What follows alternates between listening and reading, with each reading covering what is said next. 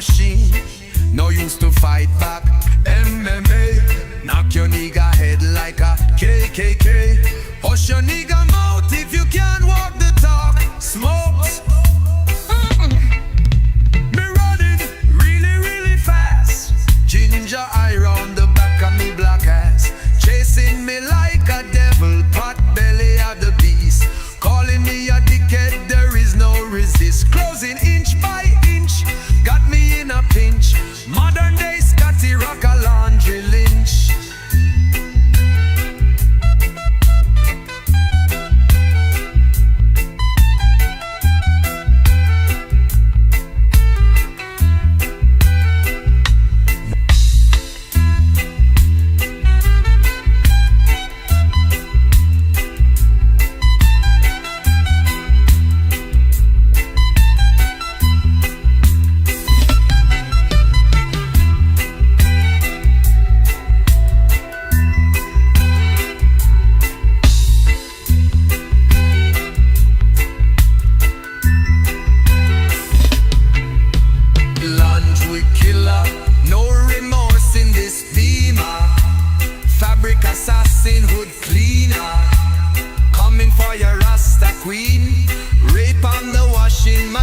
No use to fight back.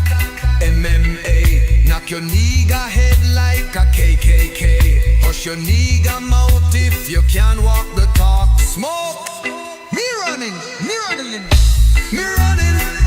really fast. Ginger eye on the back of me black ass.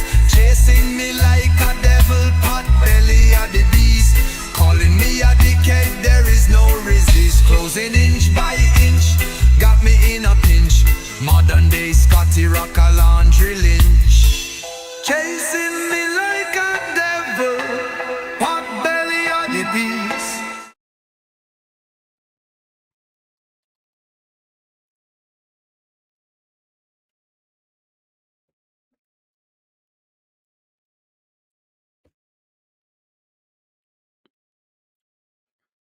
What is going on, everybody? How we doing today? As usual, hope you're doing well. It's a Saturday, so we're doing our Saturday stream a little bit later than I usually would. But you guys know that I've been a little all over the place lately. It's been a little bit tough for me to stick to a legit schedule, but I'm here. Excuse me. I also I kind of lied. I don't have a new microphone. I just have a new XLR cable. And hopefully my microphone issues are going to be fixed, because I noticed the microphone issues for a little while and they only seemed to get worse, including when I replaced the USB that I have, which, all right, yeah, we are good. I'm not going to lie, I was a little bit nervous, but um, when I replaced the USB cable, it was like, it got like 100% worse. And then I figured out that I figured out that I guess the issues I was having was because of the XLR cable. But anyway, what's going on, M Bags? What's going on, Hi Ecuador? How we all doing tonight? Just left the theater for Obsession. Nice, hell yeah. That was a really good movie. I really enjoyed the movie Obsession. Hi Ecuador says, Scott, why are there a box of Funko Pops on your bed, big guy? Because I won those at an eBay auction. The thing is, I won them in this big ass auction that had a bunch of different kinds of coins that I wanted, and the dude was like, "Hey, I'm gonna throw in some extra stuff." He sent me like fucking let's see if I can reach it. He sent me some cheap cologne. He sent me 2 of these, and I stepped on one of them by mistake because I left it on the ground and the thing exploded, and it was the better of the 2. I'm so disappointed that I didn't step on this one instead, because this is not really very good. It's not very good. At least I don't like it very much, but he sent me a ton of random shit, including some Funko Pops. And I was like, all right, well, I guess I'll just try to resell these. Nah, nobody buys Funko Pops. Nobody buys Funko Pops, especially not for what you think a Funko Pop would be worth. Like that one right there, that you guys can see, you would think that, you throw a $5 price tag on that, people are going to be like, oh yeah, sure, I'll take it. Nope. That one right there sells for like $1.50, $2. And it's so funny that like about 10 years ago when Funko Pops first started taking off, people were treating them like they treated Beanie Babies. And guess where they're at now? N- Not all of those. In fact, most of them did not retain any value, let alone grow in value. But what's going on, WH? Scott making up wild stories to make up reasons why he's spending his life savings on Funko Pops and cologne. Look, it's my money. All right. What I do with my money is my business. So mind your own. How about that one? But yeah, Obsession's a really good movie.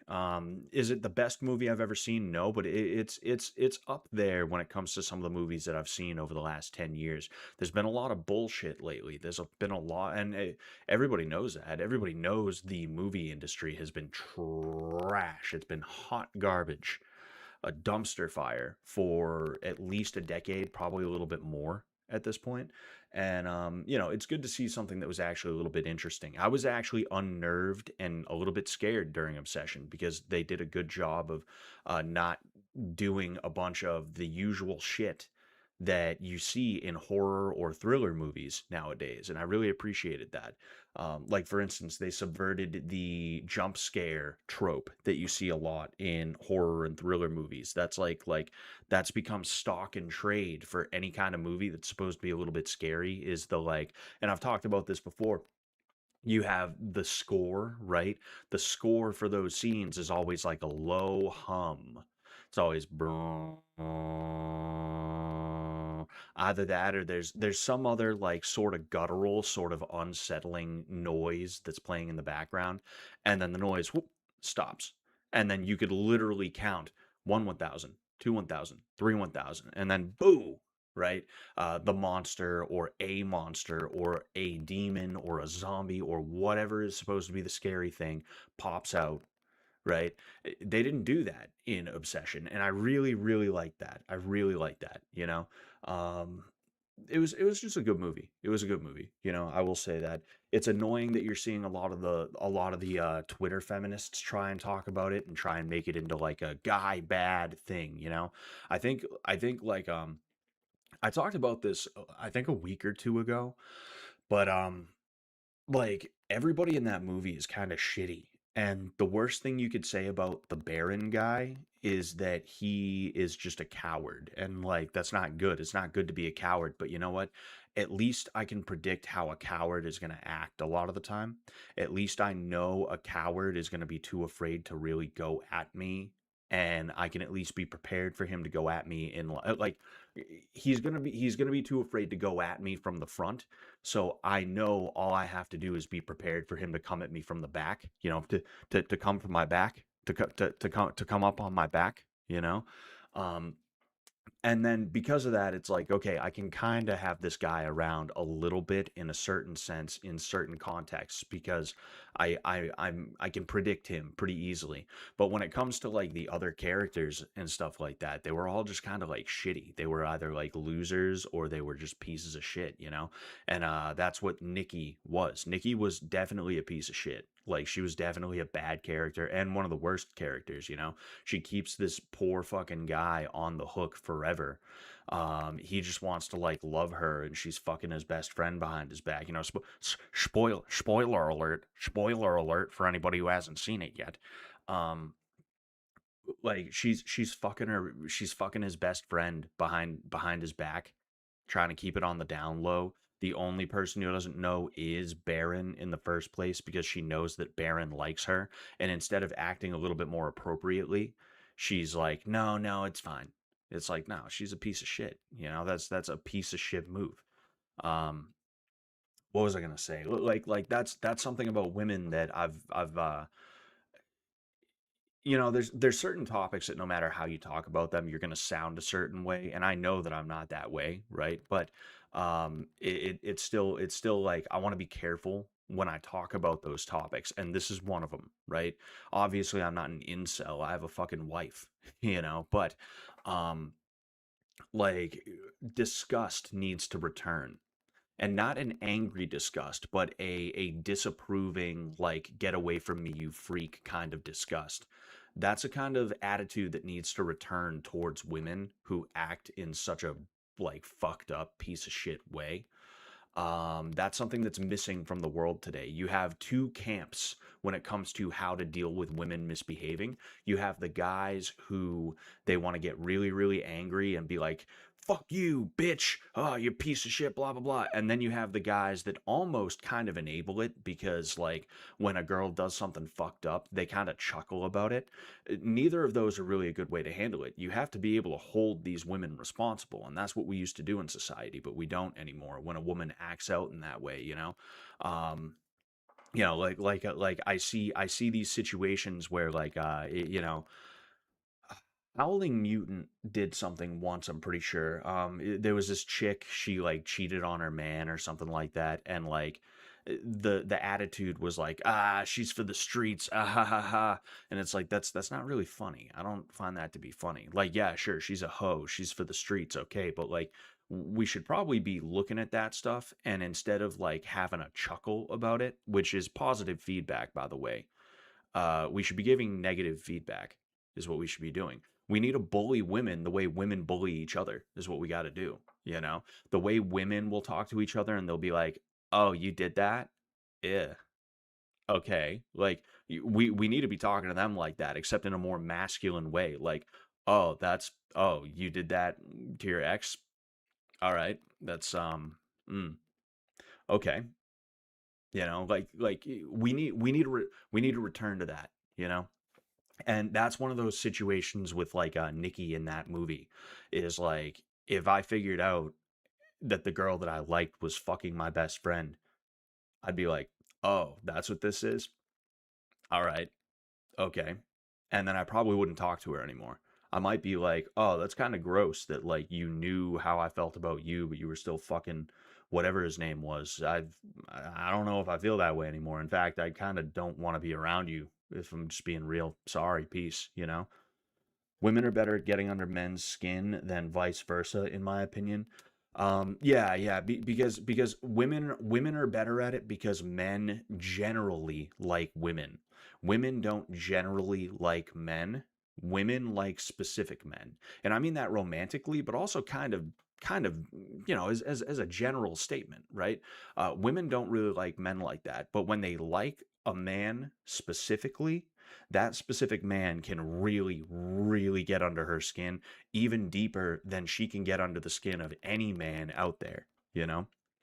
Um, and one of the ways that you can get under a woman's skin is to judge her negatively in a way that she cannot misconstrue to be her as some kind of victim, right? And that's why you can't get too angry at them, right? It's one like I get it, sometimes they do shit that's you just want to be like, you fucking stupid bitch. I get it, but it's a lot better when it comes to a lot of these situations to just be like, oh, that's really how you handle that. You want to be judgmental. You got to be fucking judgmental, dude. That's when they really get upset about that. And that's why you see these like stupid hoes out there talking literally using the word judge. Um you remember Facebook back in like 2011, every girl from your high school was making only God can judge me posts. You don't know my story and only God can judge me. There was like a crusade against male judgment of female behavior and activity from 2008 2009 all the way up until the modern day, and it's starting to wane. It's been waning for a long time, but it's not completely gone. And the thing is, just like when conservatives tend to seize power, the men are not doing as much as they probably should to really try to drive the needle back towards the other direction you know um and that's one of the things that like feminism was a crusade against male standards and male judgment, specifically because those are the things that really, really hurt women, and it really keeps them from acting out in whatever fucked up piece of shit like Eve type way possible. Too much anger. The current meta is love and understanding maxing. Mm. I mean, yeah, like you should love everybody. I don't hate anybody. Um, but like you shouldn't have understanding for or here's the thing. You can understand something while also being like, "Oh, that's gross." Like I understand I understand why gay dudes might want to have sex with each other if they're attracted to each other, but me personally, that's a gross thought to me. I don't want to think about that a ton, right? And if a gay dude was like, "Hey, let me suck your dick," I'd be like, "Ugh, what? No, no, get away from me," right? And it's kind of the same thing as women. You got to treat them like you'd treat a gay dude that wanted to suck your dick, right? Except in this case, it's not, "What, female? You want to suck my dick?" No, it's, "Oh, you mean you had like I made this mistake with the girl that I dated before I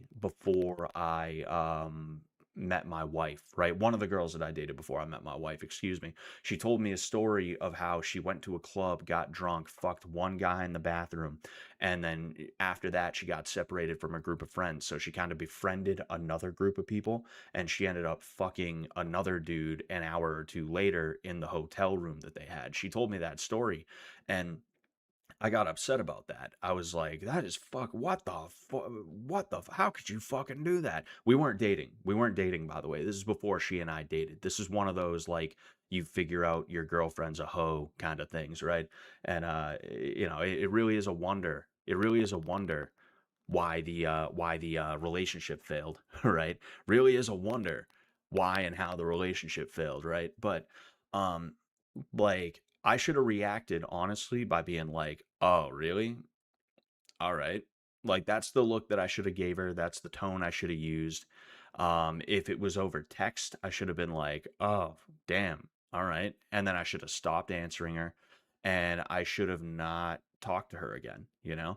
And not that it's my job to fix anybody, and you can't really fix what she did. Truth be told, you can't really fix what she did. At the very least, it would have been enough negative feedback as to where she might have thought, "Oh shit, maybe that was a bad thing. Maybe I shouldn't tell dudes that I did that, and maybe I should never do that again," you know? Um, I have plenty of love and understanding for somebody who was a hoe that decided she was going to turn her life around. Given one, she turns her life around in a timely fashion. She can't be 32 and all of a sudden she's ready to settle down. Two, she is completely and totally repentant, not just to God, but she also regrets. She regrets and she hates the sin, right? If I could, I would go back and I would unfuck all of the women that I had sex with if it means that I got to be a virgin for my wife. And I mean that. And there were some women that I dated, they were really good in bed. Other women that I dated were not so good in bed, and everywhere in between, right? Uh, None of it matters. I love my wife. I would be a virgin for my wife if I could, right? And I was foolish at the time to not do that. But um, like a lot of these women, they decide they're going to settle down, and then they do this thing where like they keep secrets, and the secret comes out in a braggadocious way. It's like you and you and her are hanging out with a group of people, and for some reason sex comes up. Like it's really weird if you're talking about sex past the age of like 21, 22. Like even then it's still kind of like weird and gross, but it's like, okay, we're still practically, we're really young. We're gonna have those talks every now and again, I guess. But like, if you're my age and you're talking about sex, it's like, why? First off, why? But second off, like, um, you see a lot of these women who they have a crazy phase in college, and then they're hanging out with a bunch of friends later on, and sex comes up, and she's like, yeah, I sucked 3 dicks in one night, 2 of them at the same time. Yeah, it was crazy. They love doing that shit. They love recalling the thing that they're apparently so ashamed that they did that they never want to do anything like that again.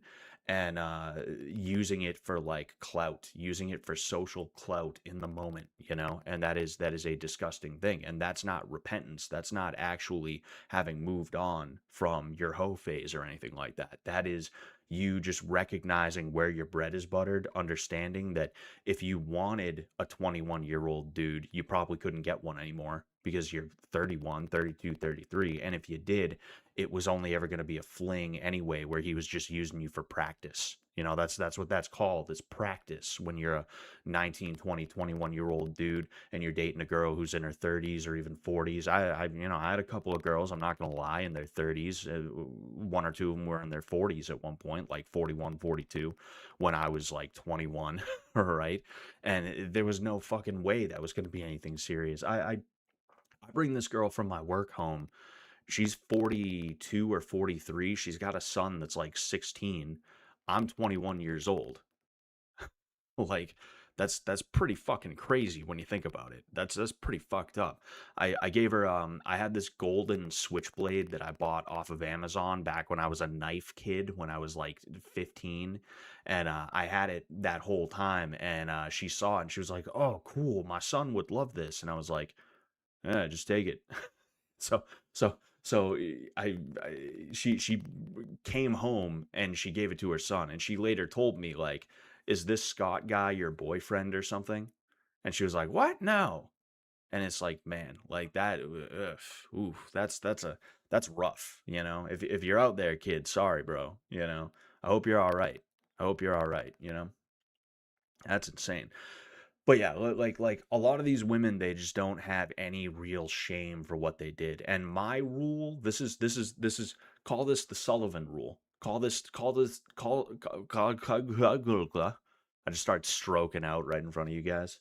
Let's knock on some wood there, because you know what? I don't want to. But anyway, um, call this the Sullivan rule. Okay, my rule for women is that I will not date a woman who has done something with another man that she would not be willing to do with me. And if what she has done with another man is something that I'm not into, then I simply will not date her, because I don't want to do something that I'm not into. So if it's a situation where a woman has had a three-way with some ex-boyfriend of hers, or even just like a crazy, like met a guy and a girl in a bar type of situation, and she is not willing to do that with me, then I'm going to break up with her. She has to be willing to do it with me, even if it's something that she said she never wanted to do again, because I'm not going to allow there to be some guy out there who got a piece of her that I did not get a piece of. I'm not going to allow some guy, even if I never meet the guy, I have no clue who he is or anything like that. There is a guy out there somewhere in this world that can say he did something with or to my girlfriend that I did not do. Right? Now, is this a very modern kind of rule? Yeah, it is. It'd be better if like we didn't have to do that shit in the first place. But I'm a very unclean guy, obviously, right? Nobody's perfect, and we act very ignorantly nowadays, and we always have, but especially nowadays. And I've acted very ignorantly, so I'm not gonna hold it against a girl that she's not like a virgin or anything like that. But there has to be a certain decorum. There has to be a certain way of conducting yourself, and there also has to be a certain understanding of like where something becomes a problem. And like I said, if it's something that I'm not into, then it's just not going to work out in the first place. Like me, I'm not exactly into golden showers or anything like that, either giving or receiving.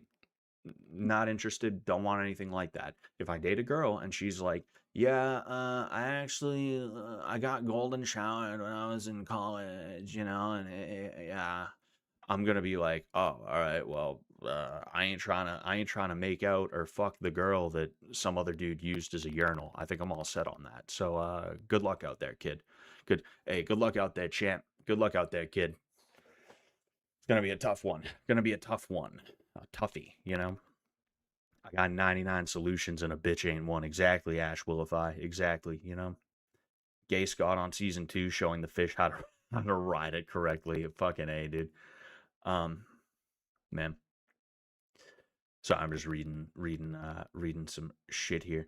Why even talk to women when there's AI? Well, some guys they haven't ascended yet. Some guys just haven't ascended yet is what the problem is. They haven't ascended. They haven't joined the singularity or anything like that, and they need to get on that. They need to get on that. I feel like there was other shit that I was going to talk about too. I could be wrong though. I mean, I didn't really come on here with like a plan necessarily. I was a little bit annoyed by some shit on Twitter earlier today, and I could rant about that, but fucking, I'm always annoyed by Twitter.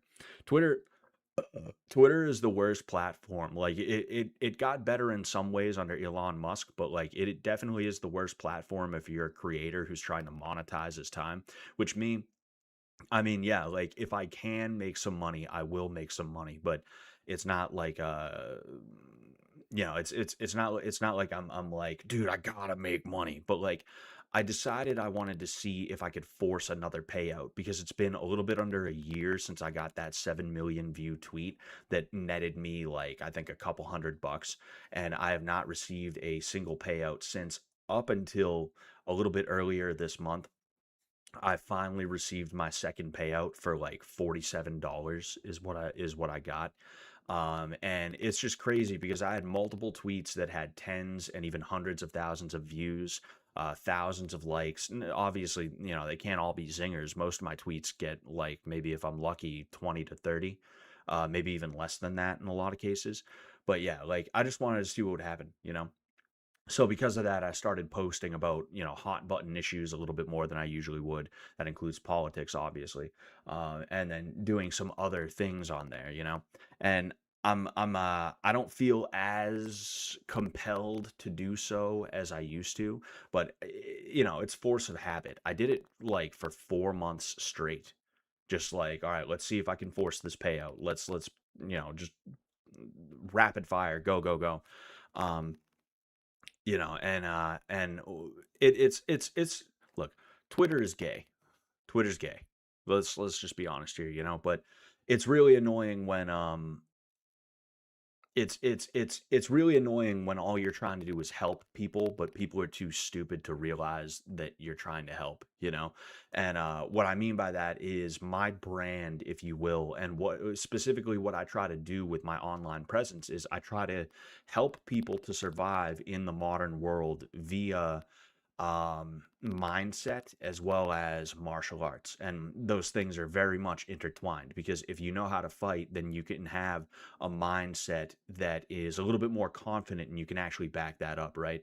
Um, and because of that, every now and again, I tell a story or I say something that people mistake as me trying to sound like I'm some kind of badass or anything like that. I know that that's not what I'm doing. And because of that, it doesn't get me too frustrated, but it is kind of gay. It is kind of gay. Get Gel Mibson. Scott, is it true a 14-year-old mocked you with eye contact and a stern voice? Yes. Yes, it is. It was like it was so crazy because here's the thing, right? I've been a martial arts instructor for a long time, like almost 10 years now. I've been doing some kind of instructing with martial arts, whether it's like a cardio kickboxing class or if it's a jujitsu class or a Muay Thai or whatever it happens to be, right? And there was this kid who had been coming to the gym since he was 7 years old. I basically watched this dude grow up. I got him into wrestling. He joined the wrestling team. He graduated, I think, 2 years ago now, maybe a year ago, whatever. And now he's off to college doing his thing, and we keep in touch a little bit here and there. He's a good dude. But like seeing this kid grow up, right? One of the things that we would teach in the kids class, I only started teaching the kids classes about 5 years ago, I want to say. One of the things that we were teaching in the kids class was if there's a bully who's trying to fuck with you, look him in the eye, stand up straight, and say whatever you have to say in that moment, right? A lot of the time, my coach would do something cheesy about like, "Hey, man, I don't know why you're trying to mess with me, but I'd rather be friends." Right? Like that I don't care what anyone says is never going to fucking work at all. That's not how shit works. That's not how shit goes. However, the stand up straight, make eye contact and just be like no or yes or whatever. It definitely fucking works. I can tell you that much because you know what? I'm sitting here talking to this dude and he mentioned something about Fortnite and I was like, "Oh, you play that dumbass fork knife game?" And he was here. He looks at me and he's like, "Yes." And that in that moment, I was like, "Oh, ooh, fuck, damn! I did not expect that." He came from my throat without having to come from my throat. You know what I mean? But you know what I goddamn mean by that one. You know what I meant by that one. Don't get your minds out of the gutter, guys. What are you doing? What do you think you're doing? No, but like he grabbed me by the fucking throat just with the eye contact. I was like, whoa, shit. I did not expect that to happen. And when someone's fucking with you, usually they're looking for a victim, not a fight. So because of that, they're gonna pick you because they think you're not gonna fucking do or say anything. And when you look them square in the eye, unblinking, and you're like, what's up, or stop, or enough, or yes. That's like a like it has an effect. It has an effect, you know? And I was saying on Twitter earlier that some of the best advice that I can give you outside of, hey, you know, learn how to fight and all this other stuff is uh, posture, tone, eye contact. Look like you're someone who's not just going to be like, okay, all right, please don't hurt me. Look like you're someone who's going to stand up tall and be like, nah, fuck you. You know, you don't even have to be like that. Like I said, yes was enough. Um, People are so broken and lost, man. I was at a bar yesterday. Everyone was so weird, says Benjamin Young. Oh yeah, people are just fucking people. There's something wrong with people, bro. There's really something wrong with people, and I think there's always been something wrong to some degree. But I feel like people were a little bit better at hiding it back in the day. Either that, or maybe people just were more normal. Maybe people were just a little bit better back in the day. Who knows? But like, you at least kind of had an expectation of how you would be treated by people. Now, if you have an expectation of how people are going to treat you, it's like you're just setting yourself up for failure. You almost have to assume that people are going to mistreat you 100% of the time. They're going to try to fuck with you. And that's how I got this shirt. That's how I got this shirt right here. Was I walked up during the UFC, and I'm telling the story for like the fifth time, but like this, it's for posterity for anybody who has not heard the story.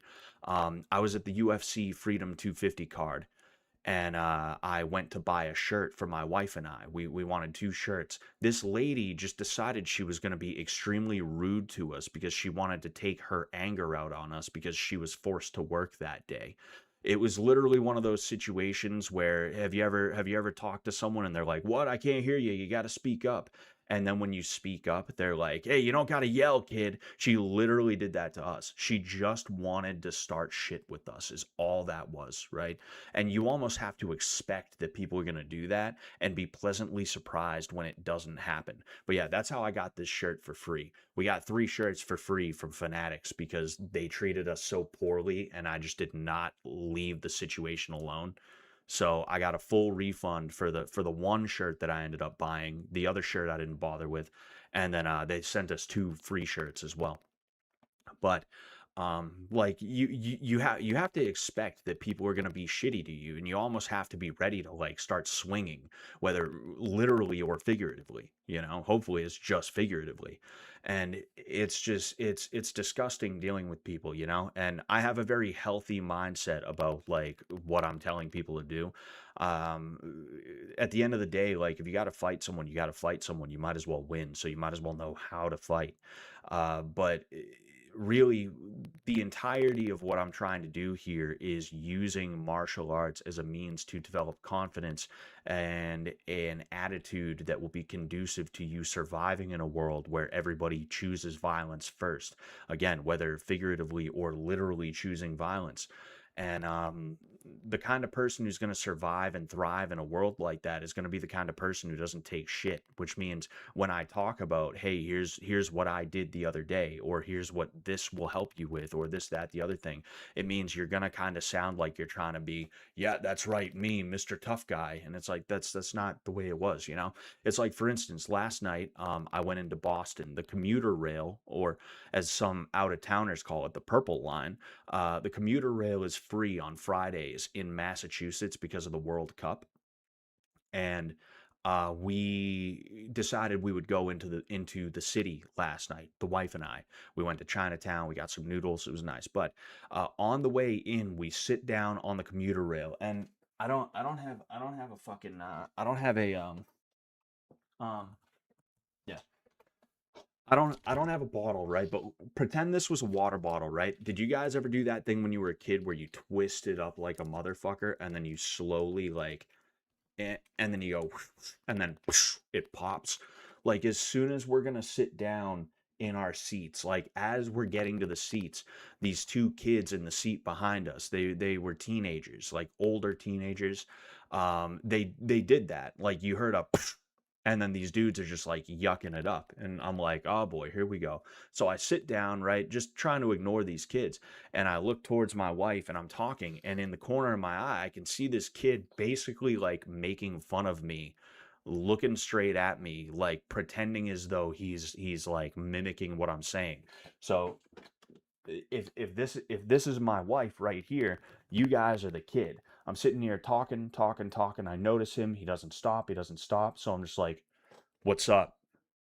And the dude's like, high as fuck. By the way, dude was high as shit. And he's like, "Hey, hi, hi, hi." And then he just kind of, he literally like, this is the top of the seat. He hid behind the fucking seat. You know, not like, "What the fuck is up, bitch?" Literally, just like, "What's up?" Like tone, eye contact, not breaking eye contact, not smiling at the kid. He knew I was not in the mood and he fucked off right away, right? Now, this is just some punk teenager, like it's not like I was going to get up and beat his ass, although I mean, I might have had to do something if he did something. But the point that I'm making is like you can sit here and you can let somebody fuck with you. You can let them make you the object of their entertainment for that moment. And you can be like, "Oh, hey guys," you can try and cool adult your way out of it. That's my favorite thing are the adults that think they're going to cool adult their way out of things. They're going to be like, "Hey, bud, haha, I remember when I was your age, I'd think that was pretty funny too, but I'm just trying to enjoy a night with my with my girl, with my fine shit. That's what I'm trying to do. We're trying to have a bussin' night tonight, me and the fine shit, so like maybe you could stop that, yo. Like there's so many people out there that think they're gonna do that, and it's like, no, you gotta have that "don't fuck with me" kind of attitude. You gotta have that "don't fuck with me" energy if you don't want to get fucked with. Because if you don't, the way people are today, they're broken, and they're gonna try to break you in the same way that they're broken or worse. What race? Native American. Native American. What race do you think they were? Whoa, WH. I'm not gonna tell you. I'm not gonna tell you if you're right or not, but you can tell me what race you think they were. I had to posture that I was about to wrestle to get them off of me. Yeah. So many guys wanted to get in too close and be in my space. That's weird. Oh. You're talking about the bar yesterday.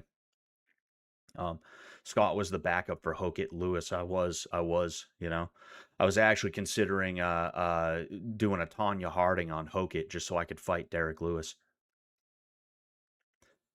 Scott, are you familiar with Uwe? It's Uwe, but for some reason I always say Uwe. It is Uwe, right? Uwe Ball. He's known for making awful video game movies and boxing his critics, but he recently made an anti-migrant movie that got a lot of attention. Any thoughts? Yeah, no, I'm aware of Uwe Ball. I thought that was funny that he boxed his critics.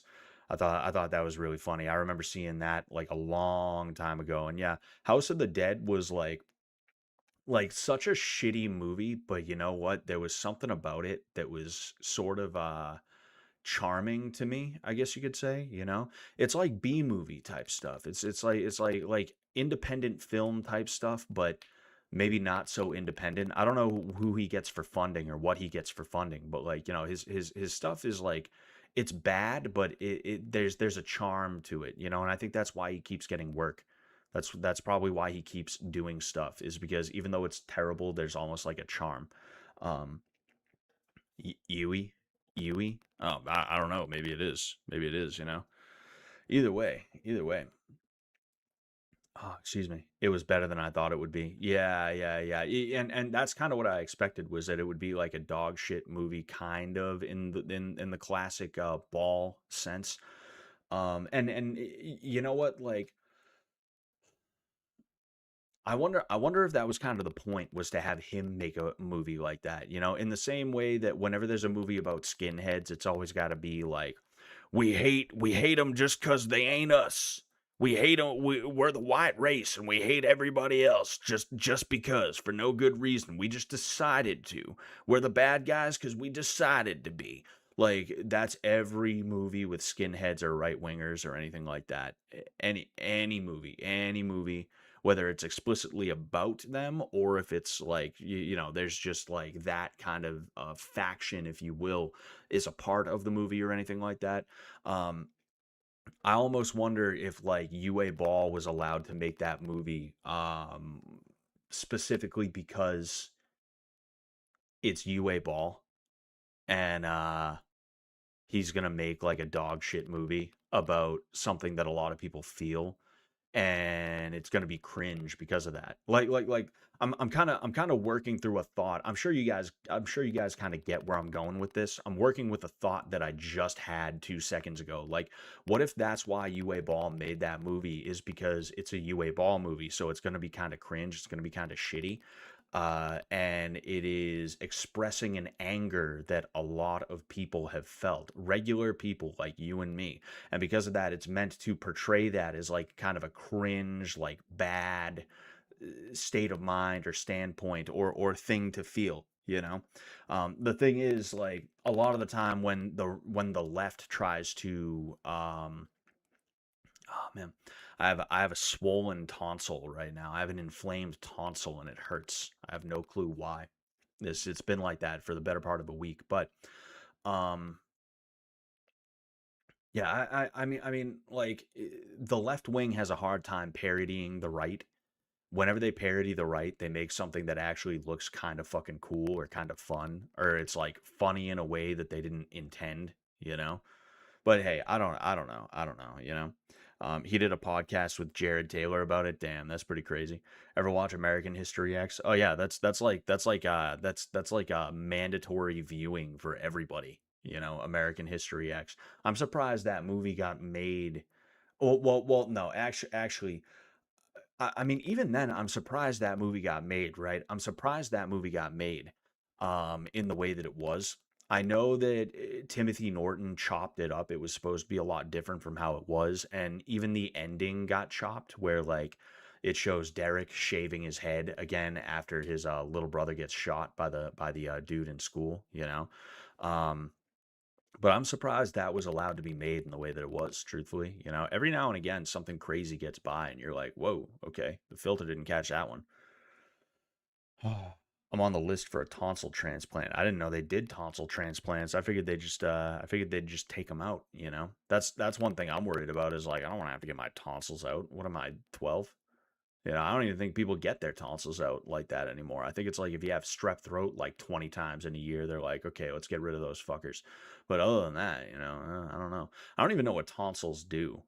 Apparently they're not that important because kids used to get them taken out left and right. But I don't even know what tonsils actually do like that. Are they just part of your gag reflex, kind of like the uvula? You know, because I had some tonsil stones in there because of the inflammation.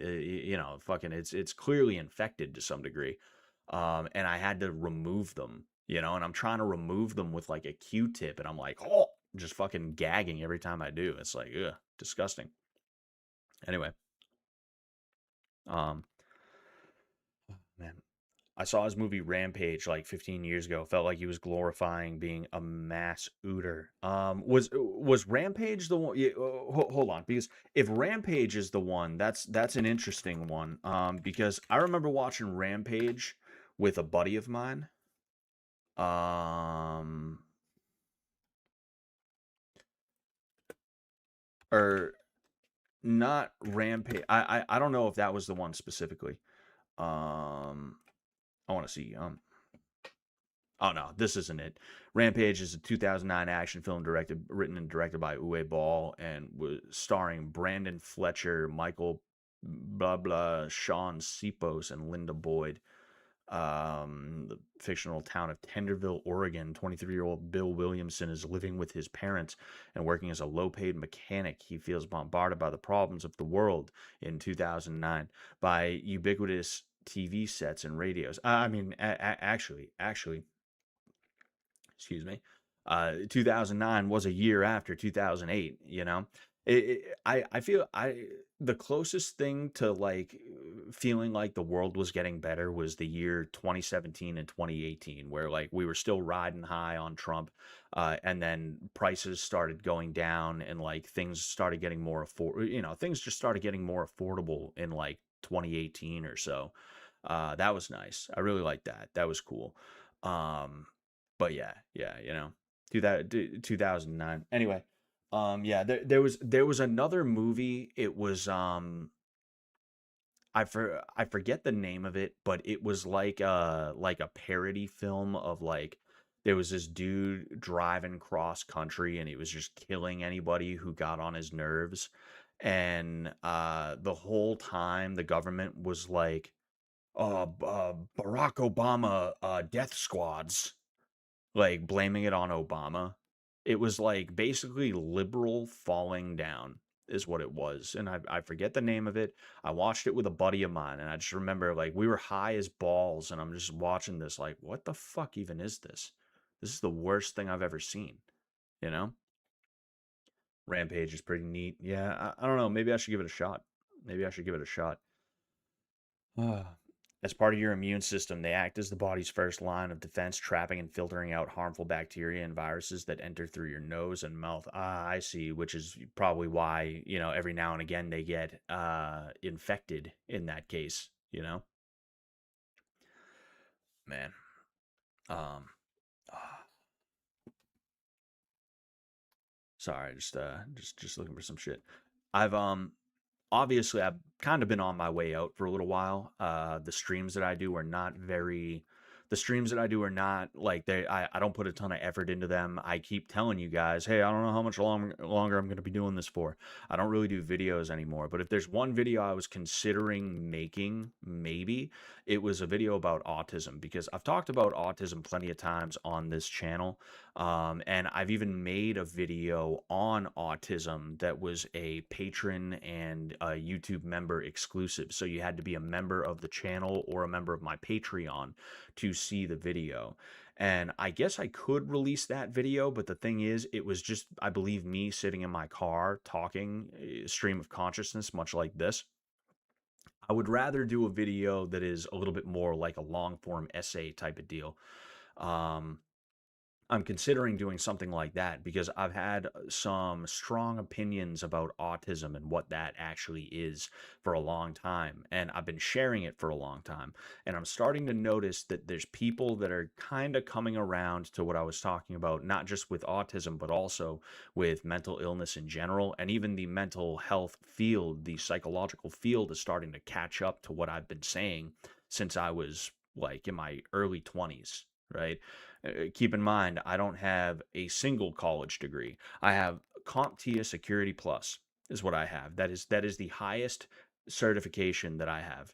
I have a black belt in Brazilian Jiu-Jitsu. Actually, I'd put that a little bit higher than Security Plus. Truthfully, I think that's I think it took me 4 months to pass the Security Plus as somebody who has no clue about computers. It took me 12 years to get my Brazilian Jiu-Jitsu black belt. So I'm gonna rank the black belt a little bit higher than that, but like it just shows you how crazy and fucked up the mental health field is, that the redhead MMA fighter was saying shit that at the time when I first started saying it, people were like, no, that's not how it works. Now, if you go to a lot of different psychologists, they're saying exactly what I was fucking saying, almost like they watch my streams.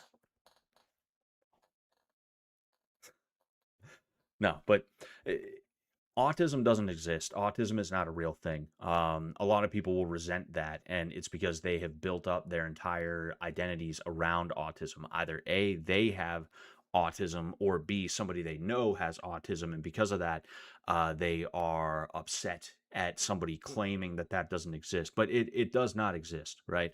Now, if it doesn't exist, what's the deal? Because a lot of these people who have autism, there is clearly something wrong with them. There's something going on there. It's empirical, but it is, well, it's not autism. I can tell you that much. My theory is that it is a combination of either high or low IQ being on either end of the bell curve, um, as well as different nurture factors. A better word than nurture. I can't seem to pick it out of the ether right now, but um, it's a combination of nurture plus you either being way ahead or way behind the bell curve in terms of IQ. And that's where we get the idea, the concept of autism being a spectrum disorder where you are either high or low functioning, right? I think high functioning autism is really just high IQ, and due to one, you being so high IQ that you probably talk over a lot of people's heads half the time, but then in addition to that, certain other um, societal factors or familial factors, how you grew up, things that were instilled in you, that will cause you to be a lot different compared to the average midwit, right? And now if you're low IQ, that's where we get low functioning, right? Where maybe you have problems talking, maybe you have problems expressing yourself and things like that. You have problems with being able to wait your turn and other things like that, right? And then again, through repetition, through these things that get instilled in you by society, by your parents, by your teachers, et cetera, you start acting a certain way, you know?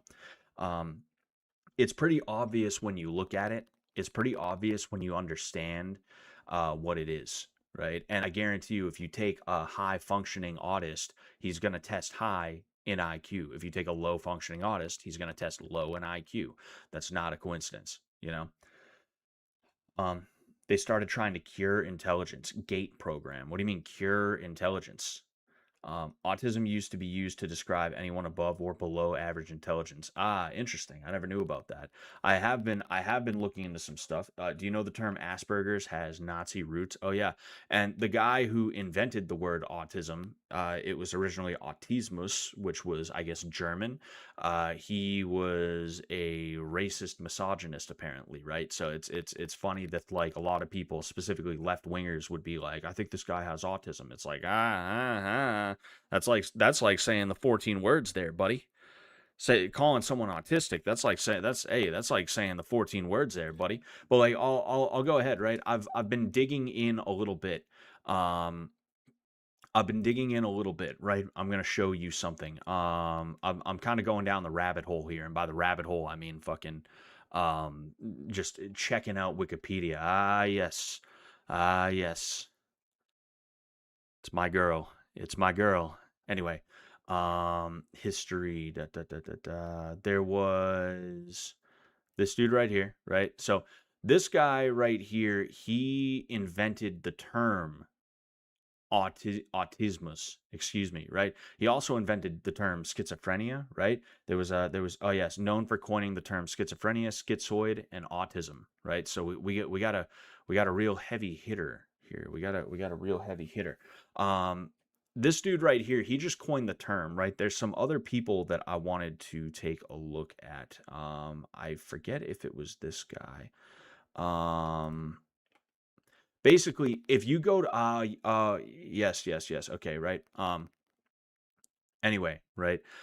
Fritz Kunkel, I think, was known both as a German psychiatrist and an American psychologist. He might be best understood as a social scientist who sought to integrate psychology, especially work from Freud, Adler, and Jung, sociology, and religion into a unified theory of human being. He consolidated these insights into a theory of character development and finally into we psychology. Now, um, yes, this dude right here, right?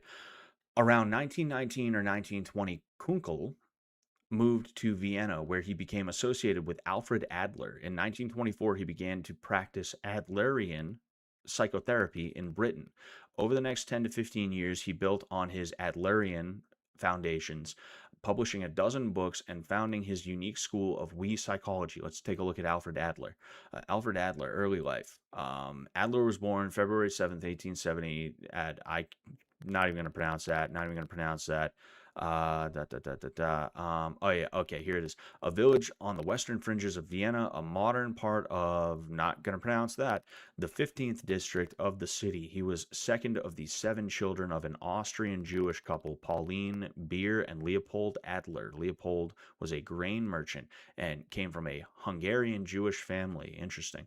Alfred's younger brother died in bed next to him when Adler was only 3 years old. That is a tragedy. And throughout his childhood, he maintained a rivalry with his older brother. I was curious about this guy's early life because at least it has it. On some of these other guys, it doesn't really have too much, right? But very, very, very, very interesting early life here. So this was basically he was in Austria, right? But Austria and Germany were pretty tight knit, to my understanding. And he was basically a Weimar era psychologist who there was something about him. I read this a little bit earlier, right? But he was basically I'm trying to fucking I don't want to read through this whole fucking thing, right? I don't want to read through this whole fucking thing. Um but this dude was a Weimar era psychologist, and he was someone who believed in social equality, which, I mean, what does that sound like? You know, what I haven't looked too far into this guy, so there's a good chance I could be wrong about him. But whenever you see anything about social equality, even from back then, even from back then, it's a good indicator of what school this guy was actually a part of. It's a good indicator of what this guy was actually trying to do with the world. Weimar era psychotherapist, I guess, or something like that.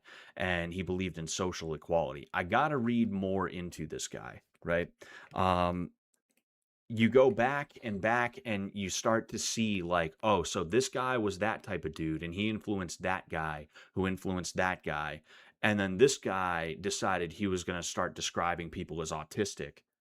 It's like you start to kind of put two and two together. You start to kind of understand certain things. Asperger's sounds to me like he's a commie. Yes, yes. Um, how well would a Greta Thunberg OF do? Oh, dude, I'm bankrupt. I'm going bankrupt. If that's what happens, bro, I'm forget about it. Forget about it. I'm selling, dude. I'm selling the shirt off my back like a crack fiend, man. But yeah, like I said, I think it's a combination of a few different things, none of which, I mean, some of them are bad, right? But like none of which are actually the fault of the person. Not that autism is like the fault of the person, but the thing is, you get treated like it's your fault if you have some kind of autism a lot of the time, specifically the high functioning, right? Because when it comes to the low functioning autists, everyone kind of recognizes them as retards. Right, whether they are or are not, and because of that, they're like, "Oh, isn't that cute? He just tried to hit me with a fucking brick because I said, no, you can't have my action figure." Like people will treat them like that. But if you're a high functioning autist, you're treated like it's your fault that you're weird. And it's like, no, oftentimes it's that one, you're just literally too stupid to understand that guy. He's talking about things that to you sound convoluted and like annoying. And that's not your fault, but it's also not his fault that he's smarter than you, right?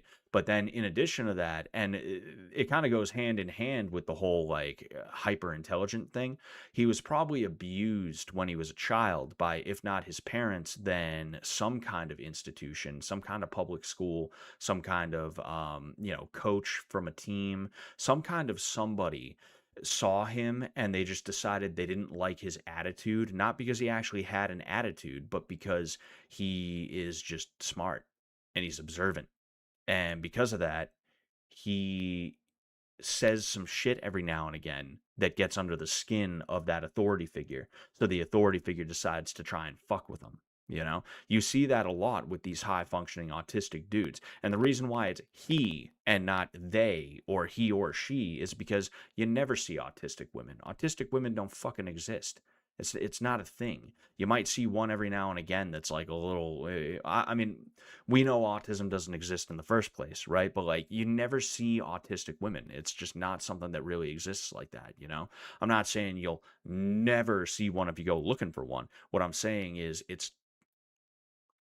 there's a reason why it's mostly men. Um, so could someone like Chris Chan be made into a functional member of society if encouraged correctly? Not now, but when he was a kid, yeah, sure.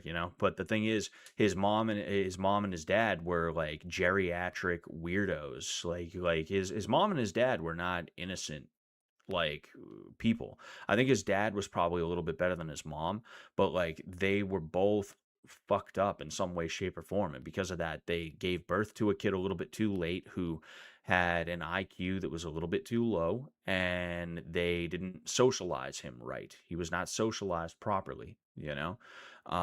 And that's where a lot of his issues come from. And that's a thing, right? Is like if you listen to Chris Chan, he'll tell you certain points in his life that caused him to behave in a certain way for the rest of his life up until now. He'll tell you certain things that happened to him when he was a child, when he was even like a teenager, that when they happened, they had such a profound effect on him that it altered the course of his attitude and his behavior, you know?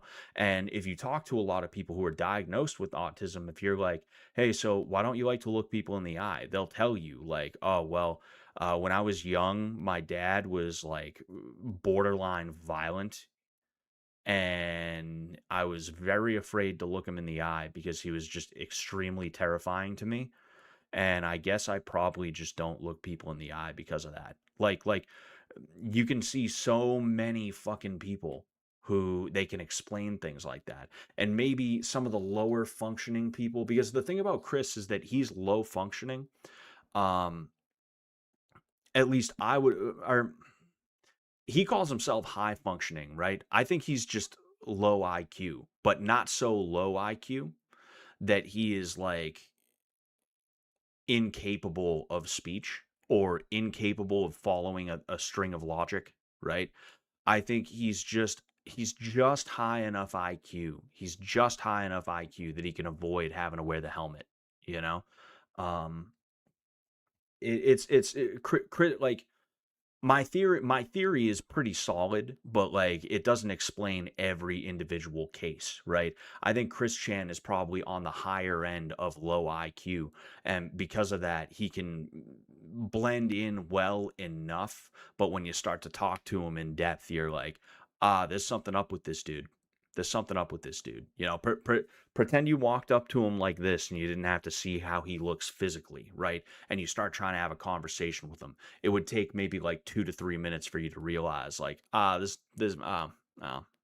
know what? Yeah, there's something up with this dude, you know? But yes, I do think that if Chris Chan was socialized a little bit more properly, he probably could be a little bit better off. Now, that, excuse me, that doesn't mean he's going to fit in with the average 110% like a glove on a hand or anything like that, but it would have made him a little bit less eccentric in a bad way, you know? Um, and that's part of the reason why it's so important that autism stops being diagnosed and we start looking at things for what they really are. Because when you have all of these behavioral disorders or mental illnesses that don't exist and things like that, what you're doing is you're pigeonholing people into acting one certain way. And if they act outside of the confines of what is defined as appropriate by some fucking loser psychologist, psychiatrist, whoever, right? When you have a situation like that, you're putting anybody who does not conform perfectly to that in a boat where they are going to be mistreated continuously by a host of different groups of people, you know? And that's not good. At the end of the day, life is not perfect and you're not meant to be perfect, you know, and that's something that keeps people from like talking to women a lot, right?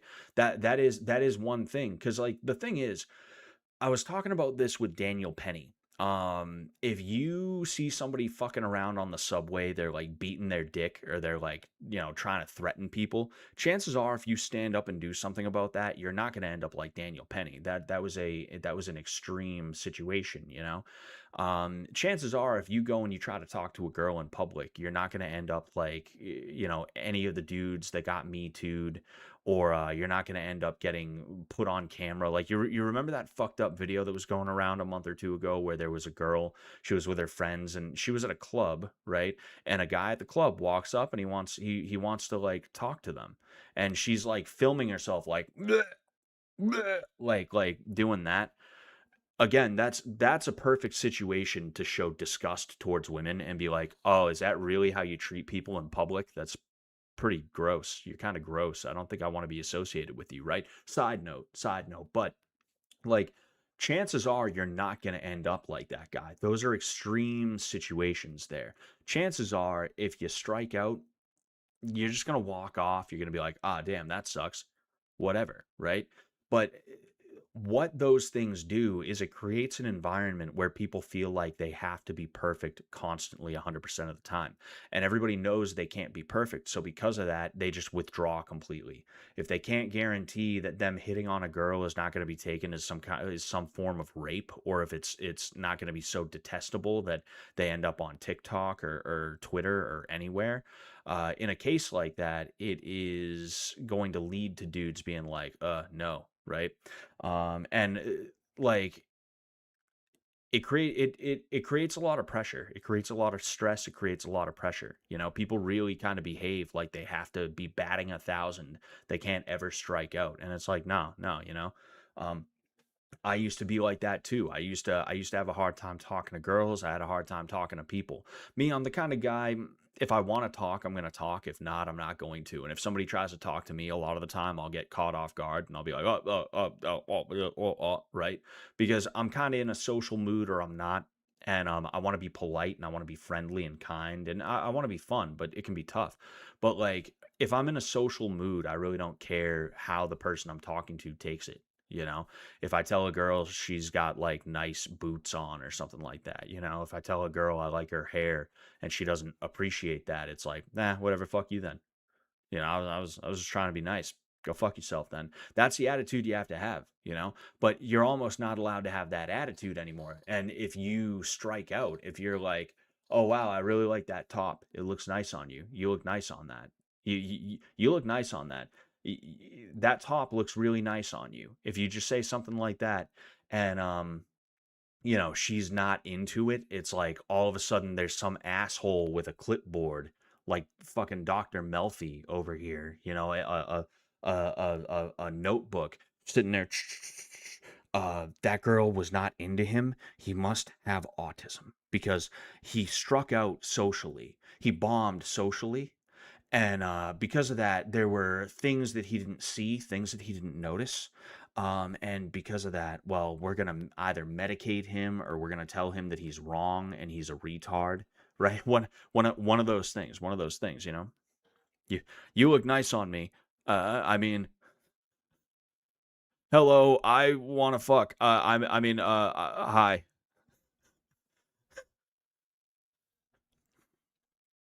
I'm used to getting pepper sprayed at this point. Yeah, you know, well, like there was you gotta like if there's one thing black dudes get right, it's having she's a lesbian, kind of attitude, you know. Like there was this dude, he was such a bullshitter. He was in his like 40s, right? I was working with him at a grocery store. He was a good dude though. I liked him. And he said like, yeah, I used to be a crip. I mean, I still am. You're never not a crip, but like, you know, I'm kind of G status. So, you know, I get to come and go as I please. And it's like, I don't believe that. I don't believe that. I think you're bullshitting, but whatever. Um, but like one thing he did was we were hanging out outside the store and this chick walks by and he's like, "Damn, you looking really good today." And the chick didn't even look at him. She just kept fucking walking. And as soon as that happened, it was me, him, and this one other dude. He was like, "Ah, she a dyke." He literally said that shit. And I was just like, "Oh, damn." And it's like that's almost how you gotta fucking like deal with it. Is like, you fuck you then. You know? What else you gonna do? Like you gonna beat yourself up like, oh dude, oh man, oh dude. It's like, nah, her loss. In fact, she's a piece of shit for that. Like that's the attitude you gotta have.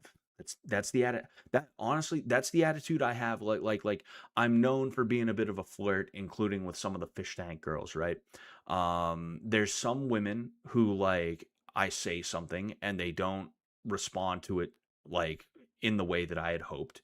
I don't say this to them. I just let them be because like that'd be fucked up of me. But like when that happens and I get like a lukewarm response, I'm like, ah, well, fuck you then. I'm trying to be nice. You know, like that's the attitude I have about it. You know, it's like, you stuck up bitch. You're not actually that cute. I'm just being nice to you. You know, I'm trying to make you smile, trying to lift your spirits and build confidence in you. You know, Fucking but like yeah, it's like you gotta have that fuck you whatever, you know. Um that's just what you got to have. I was hoping I could cap that off in a better way, or at least use that to pivot on to another point. But it is what it is. There's a difference between flirting and the things you did to these girls, Scott. Look, man. Words mean a bunch of different things. All right. I have demonic vampire aura. Chicks just dig it. Yeah. Oh yeah. I have balding vampire aura. You know. I mean, I'm very closed off. Like I'm not someone who's gonna, I mean I don't flirt at work in the first place, but like I'm not someone who's gonna flirt at work. You know, I'm not someone who's gonna flirt in most cases. I have to feel like it's a good time for me to do so. So like if I'm at work, and this has happened before, where it's like I'm at work and there's a girl that I like, and like I either A think she likes me back, or B I have no clue that she likes me back. But somehow, some way we get to talking in a situation and a mood that is not like a work kind of mood, and because of that, we kind of hit it off. And she will be surprised at how charming I can actually be when I'm not in the middle of work. When I'm not just trying to get my work done and keep my head down so that I don't get yelled at by my boss, you know? Um, but yeah, that's usually how it goes with me. I'm bald. LOL. Bald is beautiful. You see, bald is beautiful. Balding is not beautiful. You know. I need a haircut though. It always looks worse when I let my hair grow out, because this shit, I'm gonna have this shit for the rest of my life. The sides and the back, thick, fucking thicker than a Snicker over here, right? But it's this shit right here that is thinning, and that's exactly how my dad went bald. And my dad will let his hair grow out every now and again. He looks like not good. He looks not good. I'll say that much. Um, what's it called? But yeah, I gotta wait for enough hair to fall out that I feel comfortable shaving it, or I'm probably gonna get hair plugs one of the times I go to Brazil. I'll be honest about it. I've talked about it before. Scott flirting while dry humping the air entire time. Hell yeah, hell yeah. Oh man. Scott flirting with girls while doing the Rick Rude hip swivel the entire time. I've never seen the Rick Rude hip swivel. I'm curious about that now. Rick Rude hip swivel.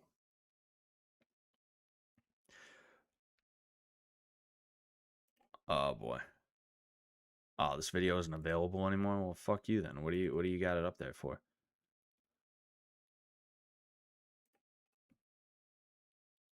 I'm already signed in to Twitter. I am already signed into Twitter. What is this shit? Apparently I'm not signed into Twitter.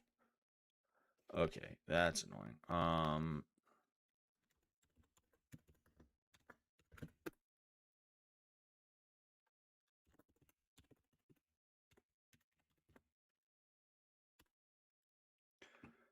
All right, all right, all right.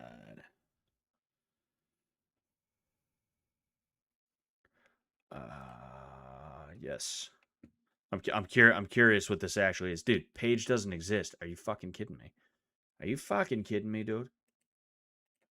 What the fuck is this, dude? I saw the movie 1984 recently. It was mad boring. Yeah, wasn't there like a 1984 movie that was like in black and white, or like wasn't it made a long time ago, or was there a new 1984 movie? I'm curious about that. I have no clue. And gross. I'm sure it was. Man, haven't seen the movie before, but obviously the book is a classic. Oh yeah, the book was definitely a classic. Fucking uh it sucks that we feel like we're in a combination of every dystopian novel that has ever been written. And I think that's by design. And I think the kind of dystopian novel that is written is going to depend on who you are and what you value the most. And because like everybody says they value freedom, right? But freedom means something different to everybody. you know. That's why you can have somebody who's like, I value freedom, but hate speech is bad and should be banned, right? You have, like, it means something different to everybody, you know. But like you can have who wrote Brave New World? It wasn't Aldous Huxley, right? Was that Aldous Huxley? I forget who wrote Brave New World. It was I forget who wrote that one, but like we have Brave New World elements, and then we have 1984 elements, and they love to act in conjunction with each other. Where it's like if you violate too many of the 1984 elements, you might find yourself in a a Brave New World sort of situation, and vice versa. You know, it wasn't black and white, but gray was the color palette. Yes, yes, yes, yes. Um, man,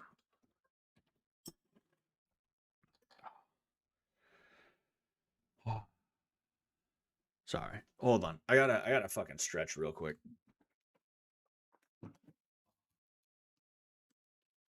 My ass is like fucking hurting, you know? And then I'm like my shorts are riding up, you know? I'm also going to open up the other window as well.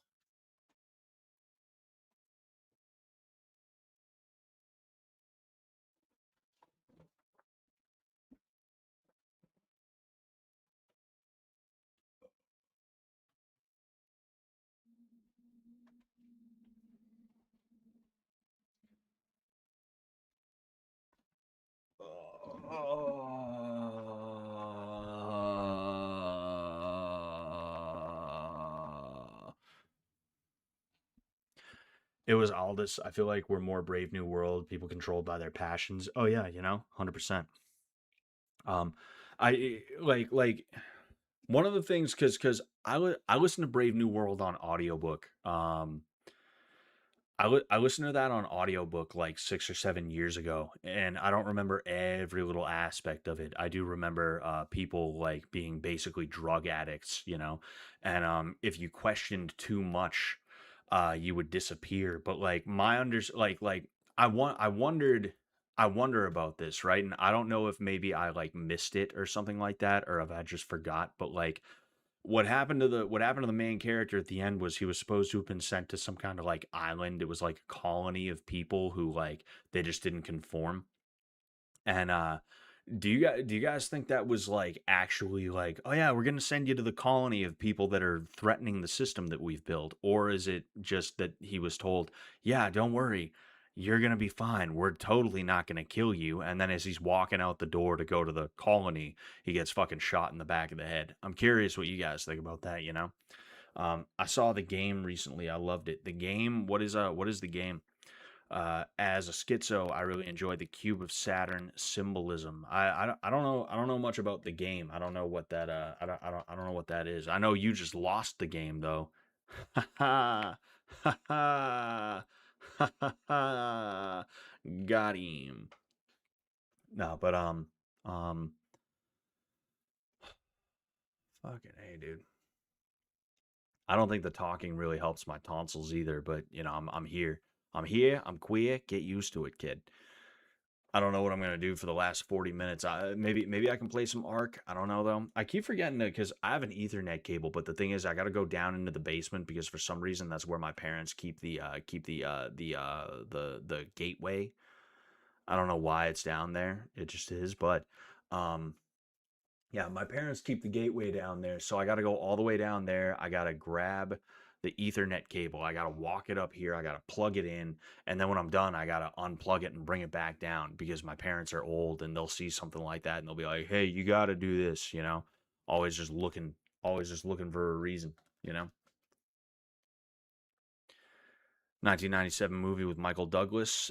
You got to see it. So fucking good. Yeah, yeah. Maybe I'll have to check it out. Another movie I have to see with I believe it is Michael Douglas is Falling Down. I have not actually seen Falling Down. I gotta check that one out. Ooh, excuse me.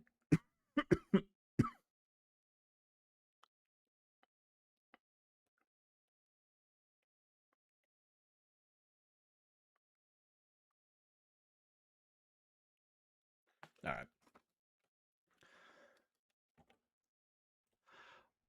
I'll see what happens if I play a little bit of Arc Raiders. Maybe I'll watch Falling Down. Yeah, yeah, you know.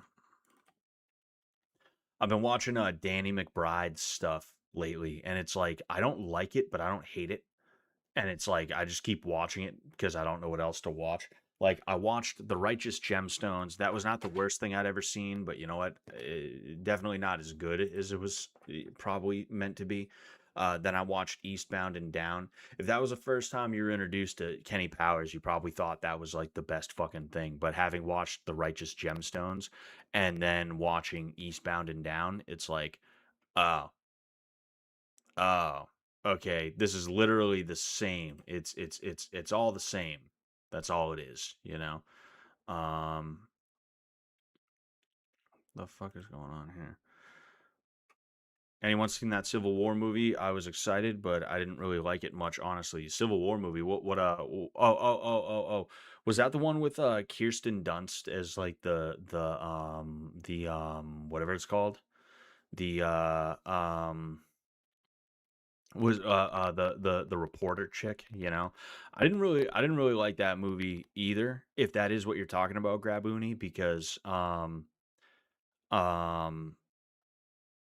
what's it called? I didn't really like that much because it felt like it was like journalists are the good guys, and it's like no they're not. No they're fucking not, you know.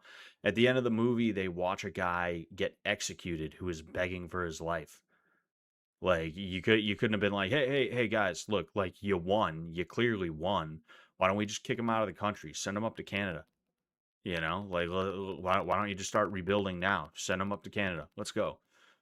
But you know, instead it's supposed to be like journalists risk their lives, and it's like journalism is one of the safest fucking things you can do.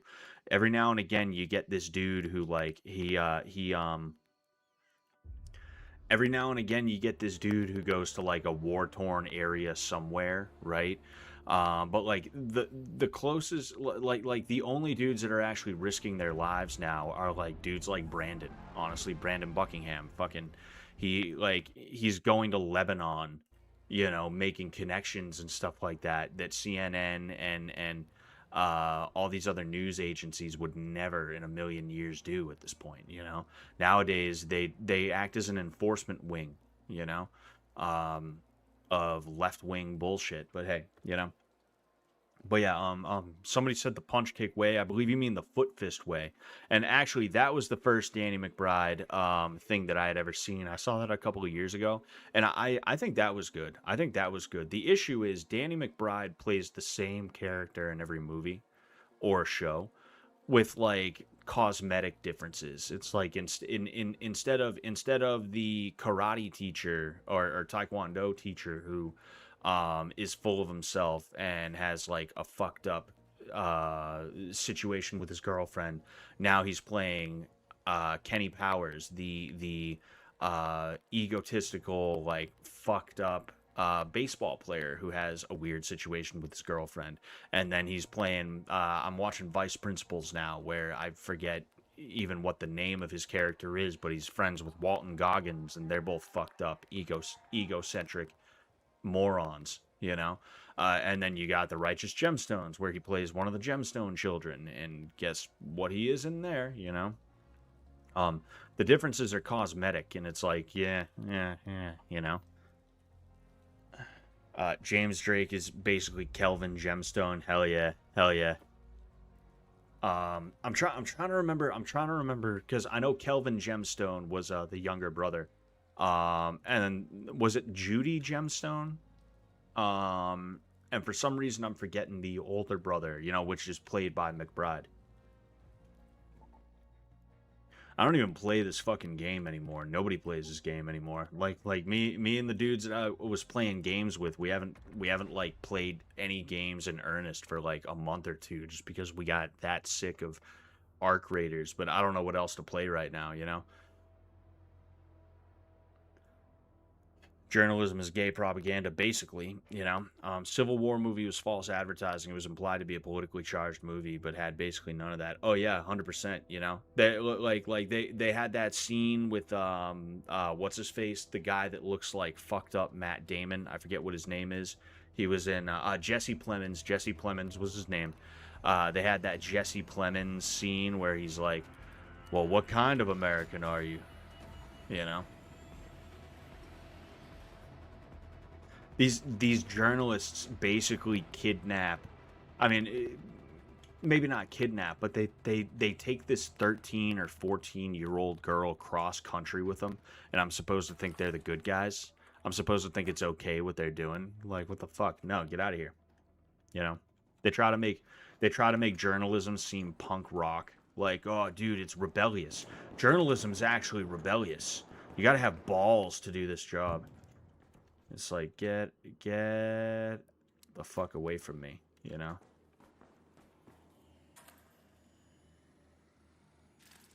Oh.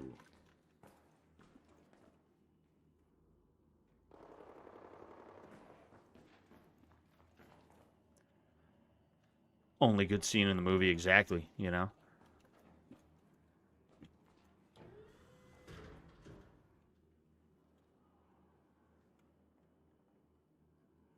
I gotta put the other earbud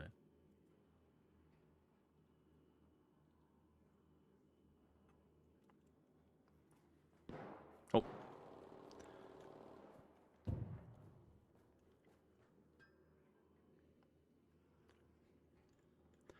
Somebody opening something up.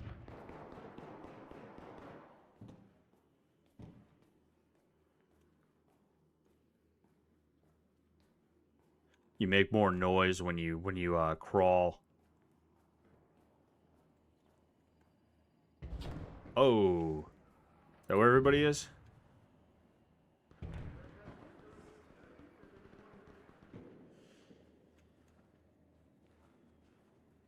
Ah, son of a bitch.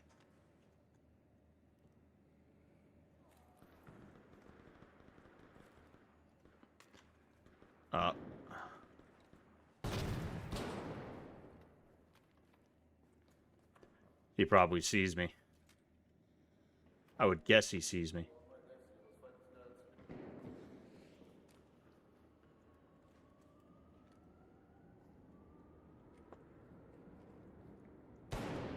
Ha.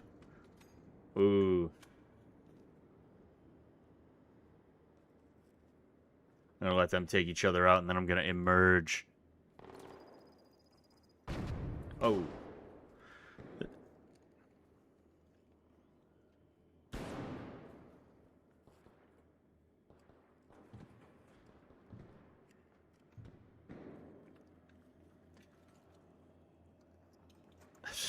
I'm just kind of here in the bushes waiting. I don't even know where those guys are because I was looking at this dude right there.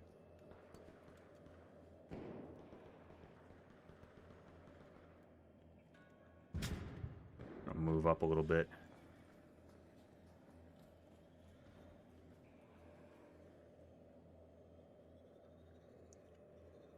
Up a little bit more.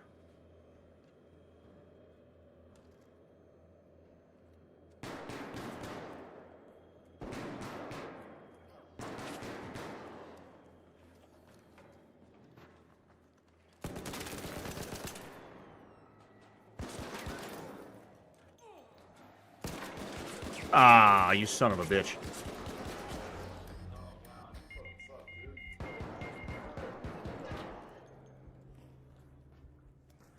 You almost got killed by a free kid. How's that feel? Anyway, there's a book called Into the Buzzsaw that's about real-life examples where journalists had their careers and lives ruined for bringing attention to the wrong shit. Oh, yeah, you know? 'Cause I mean, look, like you're almost a fucking idiot if you're talking about this today because it's so obvious and everybody knows about it and everybody's talked about it to death since forever now. I can remember movies from the 1930s talking about like Crooked as a politician. hearing people say stuff like that. But yeah, like, you know, journalism has never really been a good journalism's never been a good um, profession. You know, I'm sure it's fun to a certain degree. I'm sure it's nice to be able to get to see the world and talk to a bunch of different people. And I got interviewed by NPR years ago. I was part of a group of people who were kind of running this like weird troll operation, is the way that I guess I would describe it. Because I don't know, I'm trying to whatever. That kind of makes it sound a little gay, but like there were these two people, right? They started this thing called Boston Antifa, and it was a joke Antifa sort of thing. They had a YouTube channel, they had a Facebook page, they had a Twitter account. I don't know if any of that's still up. I think they took a lot of the videos down, but these people kind of amassed a group around them who also started doing the same thing. And I was one of those people, and we would all kind of work with each other here and there. And I would work with them a lot because the thing is, they called themselves Boston Antifa. These people were all the way in Oregon, though. So as I was actually from the Boston area, a lot of the time they would have me either as a part of their videos, or they would kick certain things my way. And if you remember BG Cumby doing that Jesse Waters interview, that was actually he was a part of that too, you know? He got the Waters World video interview from Dustin and Quinn, the Boston Antifa people. Now, I got interviewed by a couple of different groups of people. I had MSNBC following me around one day. They didn't use any of that footage because it was probably obvious what was going on. And then NPR as well. NPR interviewed me. And it's just these two chicks who are about my age, who that's their job, is just drive to random parts of like Massachusetts, get some lunch, and then do an hour-long interview with some fucking guy. And that's it. That's all. That's it. Fucking, that sounds really, really fun. But you know what? It's not respectable. That woman was not a respectable woman. She was, those women. But I specifically kept on talking to one of them. And they're just like shitty. They're just pieces of shit is what they are, you know? What game is this? This is Arc Raiders. It's fun to poke around and see what people are doing behind closed doors. Oh yeah, for sure, you know. NPR, no penis retards. Yeah, pretty much, you know.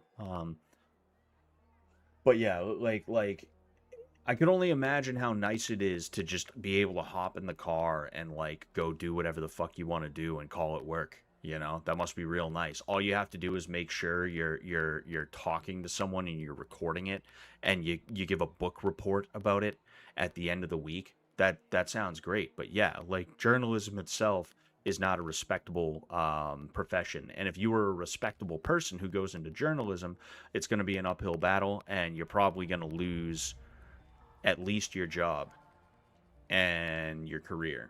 At least, you know, it's disgusting. Being white and liking it is the only rebelling left in the world. Liking what? I'm confused. I'm confused about what you meant about that, Benjamin Young. What's going on, user WH2O? How you doing tonight? Yeah. We'll play another couple, you know. Like I said, I haven't played this in a while, and I also have an injury here. I had a crazy infection on my finger, and I think it might have been because of a splinter or something like that, because there's this one part of my finger that even though the infection has gone away, it hurts like a motherfucker to touch, and there's a small, like almost too small to see, brownish spot. It's like a small dot that when I press on, it hurts like a motherfucker. So I wonder if that's a splinter that hit a nerve or something like that. I think it could be, you know. My only claim to fame is being cousins with Haley from 16 and Pregnant. MTV came to our alternative school to film, but didn't air it because my classmates acted out for clout. Ah, boy, that's annoying. That fucking sucks. Yeah, I mean, I've been around in ways you guys don't even realize, you know. Yeah, and I don't talk about it all the time because a lot of that stuff before the MDE stuff was stuff that I didn't want associated with my name. I didn't want it to be known that I was a guy who did this or that or the other thing, and that's one of the Antifa thing was one of those.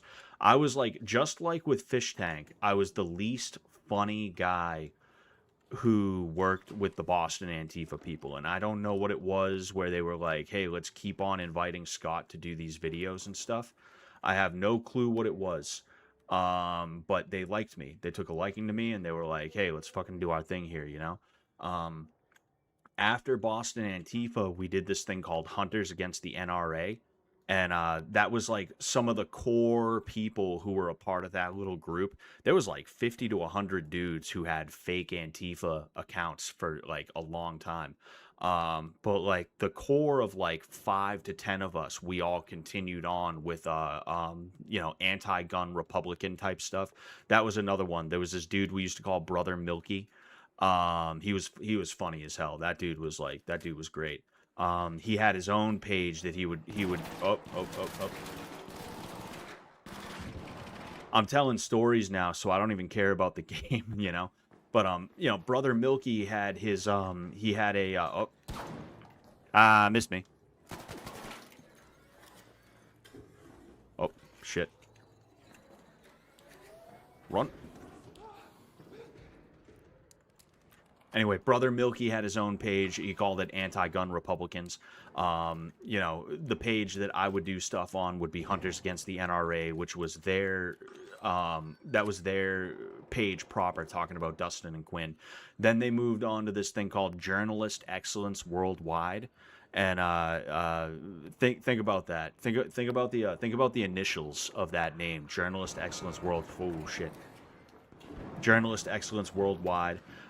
I kind of fell off with them after that. I created a new character, but I wasn't that into the character. I just didn't... fucking A, dude. Too much arc. Too much goddamn arc. There's too fucking many of them, dude.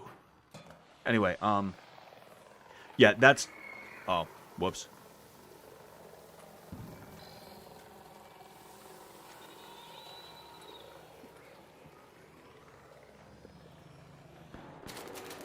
Oh.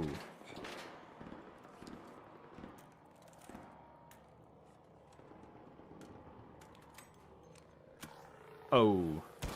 There we go. We got one.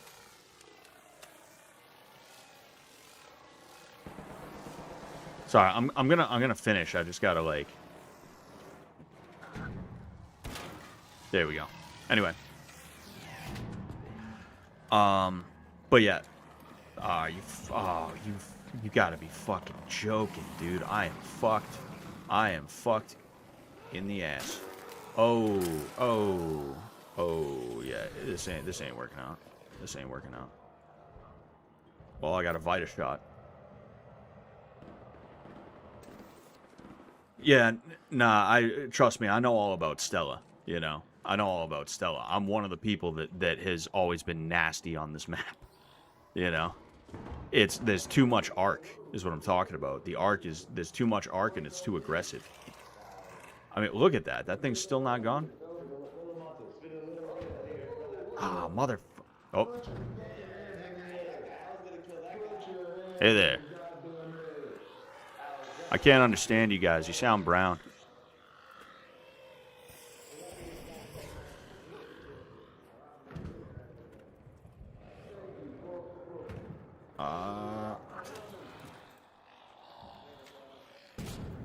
Oh. What the fuck was that for? Get him, Mark. Get him, Mark. No, not me. Him. Not me. Him.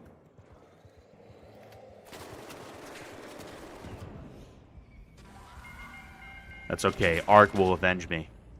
Ark will avenge me. Yeah, that's right. That's right. That's right. Get fucked. Get fucked. Get fucked, idiot. You fucking dummy. Come here. Come here. Come here. Eat this ass.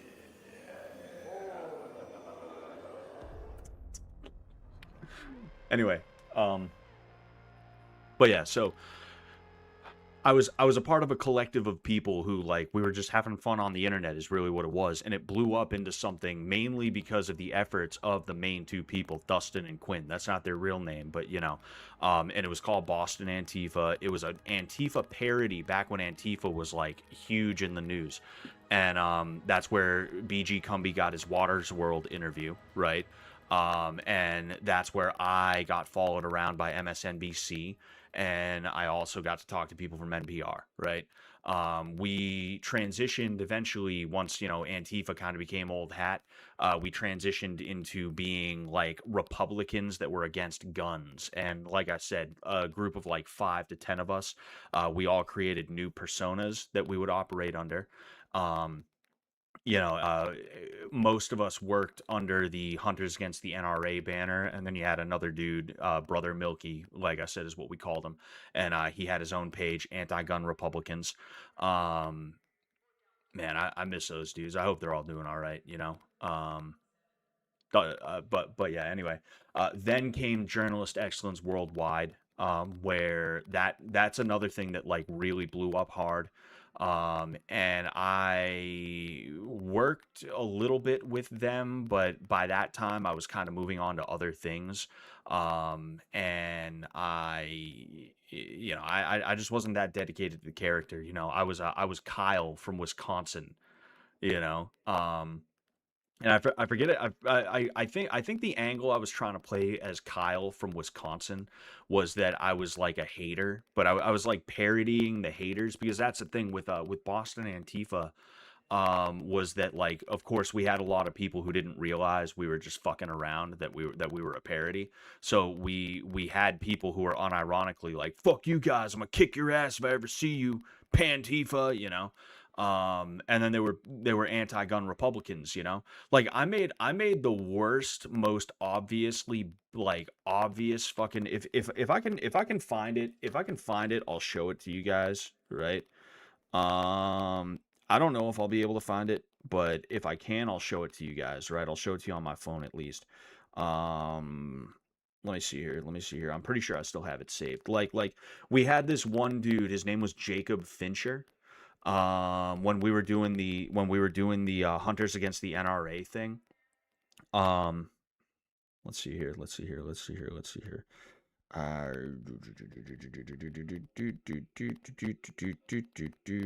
do I not have it anymore? I didn't delete it, did I? I was cleaning up my phone recently, and now I'm like looking for it, and I'm like, oh no, oh no, oh no, I got it, I got it. Okay, so again, this is like so obviously like a bad impression of like what a redneck would be like, and it was designed to try and rope people in to get a reaction, and I got a reaction. Hold on. So this right here, right? The persona was supposed to be like, I don't know if they're still big now. They probably are, but you had these like redneck dip channels where dudes like they fucking South Park parodied these guys too, where it was the NASCAR channel where fucking Cartman's sitting in front of his computer and he packs a lip of Vagisil. I did something similar to that, right? And I started fucking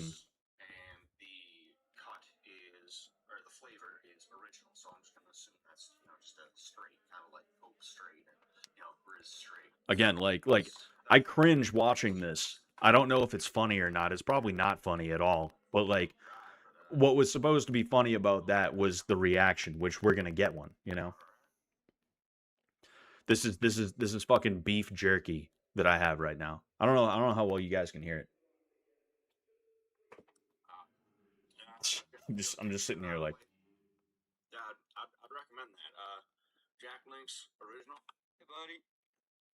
here he is.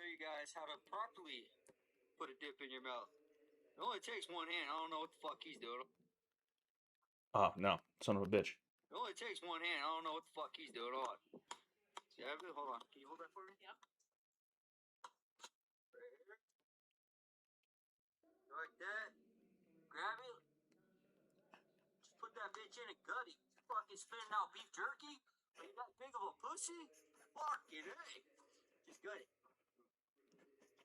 This dude swallowing dip spit. Just good it. Just good it. We all had a good laugh at that one.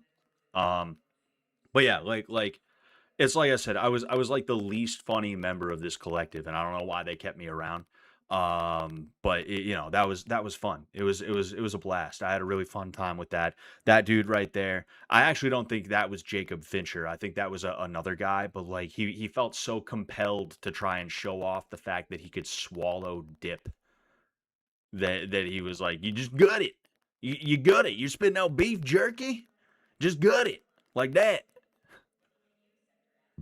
I can't hear shit. Can't hear shit. Oh, you really can't hear shit. Well, sorry. Anyway, hopefully you heard. Hopefully you heard the guy, the second guy. Anyway, hopefully you at least heard the second guy. Um, Weapons are frustrating, but it's just a part of human evolution. We are made to use tools and throw rocks. A gun is just a really good rock throw. I hate hunting too. B are too gross with animals. I mean, it was all a joke. We were faking. It was we were being ironic. We were playing characters, like fucking that's what we were doing. Like I like guns. Trump said he was working on a federal level like right to carry law, and I hope he passes that, because the only reason I don't have guns in Massachusetts is because some of the hoops you have to jump through, I'm not comfortable with doing. Like, I don't want to have to hand over my fingerprints. I think you should probably not hand over biometric data or any other kind of data to anyone that you don't have to. And if getting a gun means that I have to hand over that kind of information, like fingerprints or like spit or a lock of hair or whatever, that's why I don't do 23andMe as well, is because I'm just like, nah, they get my DNA and I sign something that says they are allowed to share that DNA, whether it's the DNA itself or if it's something that comes from the DNA, like the sequencing or something like that. No thanks, I'm all set. I don't want to do that. I think I'm okay. I think I'm okay with that. I don't need to know what percentage of Irish I actually am. I think the red hair is enough for me. Um, Excuse me, jeez, man. But yeah, that's what they were. That's what they were.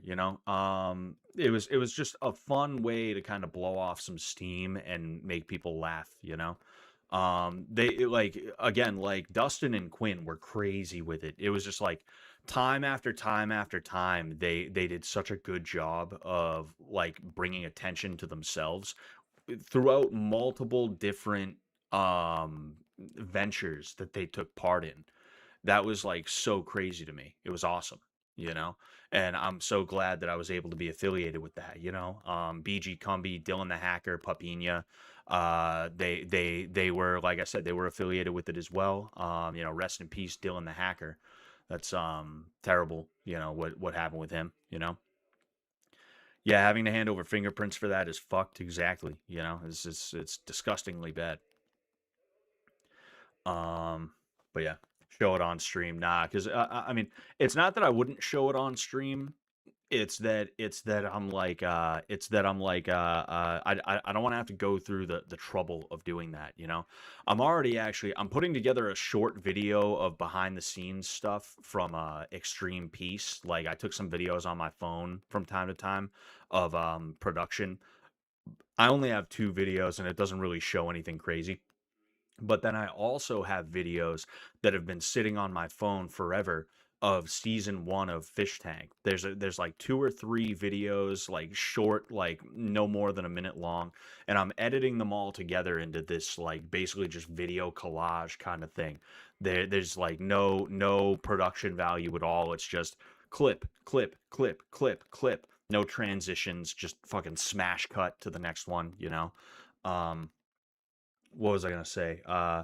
I'll probably release that to the channel. It's not anything crazy, but honestly, I'm just tired of having videos clogging up my phone. So I want to put them in a place that they're gonna largely be safe. So, here I am now. Where's the AoE 2? I haven't played AoE 2 in a long time. I played one night with the guys. We all decided we would get together and we would play AoE. But it just, After that, everybody's busy. We're all getting older too. Like, when I first started playing with Taylor and his buddies, I was I think 28. I'm 31 now. You know, half of those dudes have kids in the first place, and then the other half, like, they're in transitional periods of their lives where it's like, oh, I got to work more because of that. I don't have the time or the energy to play video games anymore. Oh, I'm getting ready to have kids. I got a plan for that. I can't be playing this game. That's the way it goes. That's the way it goes. Um, I forget exactly like why I was talking about all that. Talking about the Boston Antifa people. Was there something in the chat? Boston Antifa was really funny. Um, um, But yeah, M Bag said, Scott, did you see that one of the ICE Prairieland, Texas attackers was revealed to be one of the OG starting strength case studies? Yeah, I saw that. I don't really know much about starting strength, I got to be honest, but like that was pretty crazy to see that like something like that, because I know starting strength has been around for a while. It's crazy that that's what happened with that dude. It's also crazy that what it took to give Antifa people some real jail time was shooting a cop. When they shoot regular people, they just kind of get away with it for the most part. You don't see big conspiracy type situations where all of them get 50 or more years. You don't see that kind of thing. Um, it took them shooting a cop, and that's really the only time Antifa gets cracked down upon, is when they're attacking the cops. The cops will protect themselves, and the judges will protect Antifa if they go too far in attacking the cops. The judges will protect the cops, excuse me, if they go too far in attacking. If Antifa goes too far in attacking the cops. I don't know why I can't get that out right now, but you guys get it. But when it comes to you and me, if like left-wing terror cells decide they want to assault our houses, which they're doing that kind of thing now, it's just, let us know if they're ready to fucking shoot you in that. Look, call us when they are in your house, standing over your bed with a gun between your eyes, and then we'll come and we'll do something. It's like, get the fuck out of here. Um, Disgusting. It is disgusting. Oh yeah, you know what? I remember now. I was talking about how nice it must be to be a journalist, because it's such a do nothing job. You go and you talk to somebody about something that they got going on, and then you write a small book report about it, and that's just your whole day. That's just what you do all day. You don't actually work for real. It must be nice. And that's where I started talking about why NPR interviewed me and why MSNBC followed me around. I actually tried to get Sam to help me with the MSNBC thing. I hit him up. I shot him an email, um, and he declined. I think it was too close to what happened with Adult Swim. I didn't even really know who Sam was like that at the time. I just knew that he was a comedian who had a TV show, from New England, from Fall River, when really he's more of like a Rhode Island, Connecticut guy, but he lived in Fall River at one point, and that became the meme. So I was like, hey, actually, he also came to our first event too, before I was even a part of the group that me and Arya would become a part of. He came to the first event there, but I asked him, like, hey, like, I have MSNBC ready to follow me around because they think I'm part of Antifa. Did you want to come, and did you want to fuck with them? And at first, he seemed like he was thinking about it. He was like, yeah, I'll let you know, or something like that. And then I hit him up closer too, and he was like, yeah, nah, I don't think that's gonna be, I don't think that's gonna be a good idea for me. And yeah, I think he was definitely fucking with me. He said, dude, here's a tip. If you have stage fright, what you do is you go into a grocery store and you sing at the top of your lungs until you get kicked out, and you won't have stage fright anymore. And it's like, honestly, I could see that working kind of, because it's kind of like an exposure therapy thing, where it's like, well, fucking, it's just a grocery store, who cares? you know and these people aren't here to see me in the first place. But he was definitely just trying to fuck with me, you know. Um, but yeah, so that's the story of the first time I ever spoke to Sam. Um, anyway, you see, like, I'm one of those guys who, like, when something big happens, there's a non-zero chance that I'm at least in the background for it, you know? And I don't hate that, but I don't love it because, like that's kind of how my coach was for his entire life. Like he was someone who, like, he has story after story after story about the time he met that guy or did that thing or when that thing happened and he was there, right?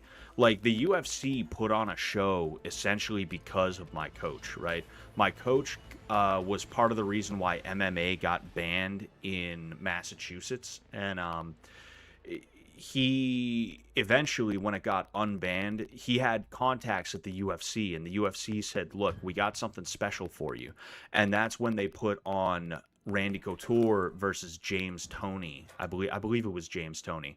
And that was a boxing versus MMA match where James Toney got taken down and he got the shit kicked out of him.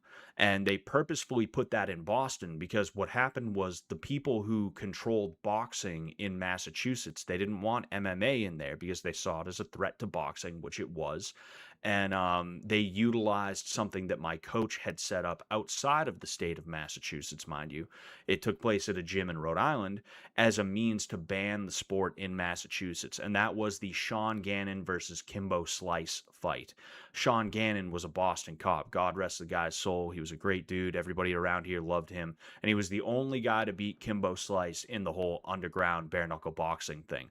That took place at a gym in Rhode Island. I don't know if that gym's still open. You can look it up on YouTube, you know, and I actually have a video talking about that. I interviewed my coach about that whole thing. It's one of my earlier videos. It's still pretty rough. Well, it is pretty rough. I could have cut out a lot of the stuff that he had to say because it was like, you know, it was kind of rambly and it didn't really serve to aid in the video, but I would still recommend that you check it out. What was I going to say? Um, but yeah, like that's a really cool story from my coach. And I always kind of appreciated that about him, but if there's one thing that I don't like, it's that, like, if there's one thing I don't want to be, it's the guy that, like, he was there but he's not known for being that, you know? Like, I'm starting to play games now, so I'm like, you know, I'm not doing a good job of explaining myself, but like, there's a saying, always a bridesmaid, never a bride. I don't want to be a bridesmaid for my entire life, you know? Like, either I need to create my own, like I don't want to be a bridesmaid my entire life. I want to be someone who, like, I create something good. I'm not saying that it has to be like I end up famous or rich off of it. I just need to make sure that I'm not like I'm I'm eh, I'm not just somebody who was a part of it. I need to be the guy who set something up and made the lion's share of the money, and I am able to take care of myself and my family off of it. I need to make sure. Damn, that's a lot of trash. I need to make sure that I'm able to not just have stories about the time that I met this guy, you know, or that, like, this thing happened and I was in the group chat when it happened and everything like that, you know. Um, there's Dana White slapping his wife. There's a Dana White slapping his wife mini game in the new UFC title. It's like how in Mortal Kombat they had test your might, and it's Dana White smacking the fuck out of his wife. It's crazy that Dana White's even married. Like, you know, he's someone, and it's a good thing he does this. It's a good thing he does this. I probably shouldn't have been so open about the fact that I have a wife myself. I think it probably would have been better if I just, like, kept that under my hat for the most part. Not, like, hide it necessarily, but also not, like, talk about it a ton. Um, but like, it's just funny how, like, Dana White has a wife. He's probably got kids too, and he's just like, you know, You just I wonder what that relationship's fucking like. I wonder what that relationship's like. I wonder what the relationship with his kids is like.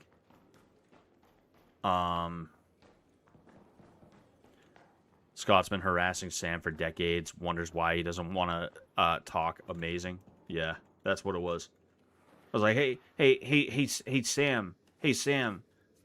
They call me Peanut Arbuckle. Sam. Did you want to talk to MSNBC? You could tell them your name's Go-Go Nuts. We're just gonna kill them. I send that to Sam on repeat. I just copy paste like 100 times. We're just gonna kill them. We're just gonna kill them. We're just gonna kill them. Over and over.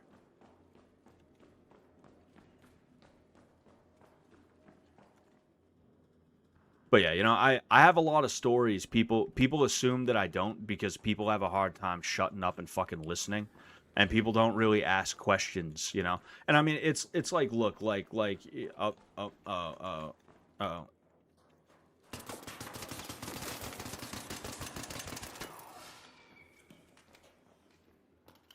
look alive, kid. Hey, did you know I'm Scott from Fish Tank? Hey, have you heard of Fish Tank? I'm Scott. I'm Scott from Fish Tank.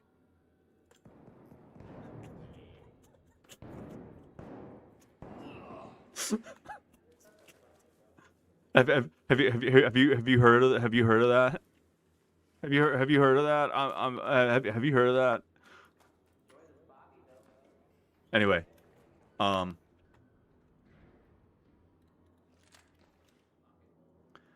oh, um,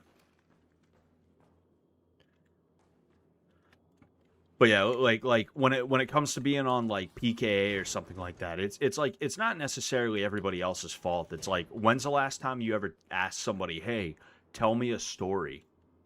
Like, "Hey, tell me a story about yourself." Like, you got to kind of wait for the context to come up, and then you can say that, you can tell people about that, but that's one of the things that kind of annoys me a little bit whenever I'm on PKA is people are like, dude, he's fucking boring. And it's like, I've done a lot of shit, probably more than the average, like I've done a lot of shit. I could tell you a lot of different things about myself, but there's some things that it's like, I'm not gonna hog the spotlight. I'm not gonna hog the mic, for one thing. And then there's other things where it's like, I mean, how do I bring that up? Yep.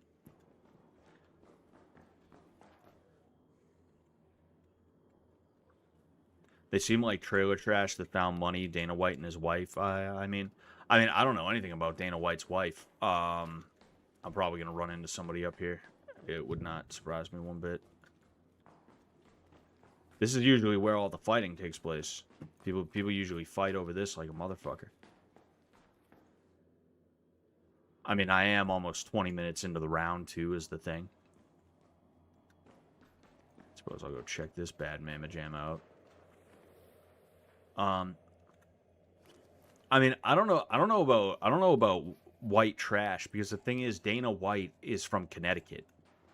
And I don't know, maybe he's from like the bad part of Connecticut, but he is from Connecticut, and that's like an old money type of state.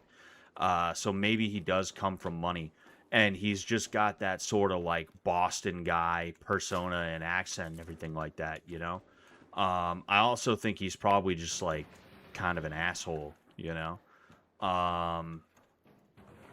like it doesn't matter how smart somebody is. If they talk like they're from Boston, they sound 10 to 20 IQ points lower than they actually are. So if you're a 100 IQ kind of guy, oh, I can't even exit out of here. Oh no, I can't. I have 3 minutes. If you're a 100 IQ type of guy and you talk with a Boston accent, you sound like you're 80 IQ. If you're 120, you sound like you're 100, so on and so forth, And that's kind of Dana White. Is you can tell he's not completely stupid, but I saw that flash of light. You can tell he's not completely stupid. Um, he's actually probably a really like intelligent dude, but because of the whole dude, shut up, because of that whole accent, it's like, yeah, not quite,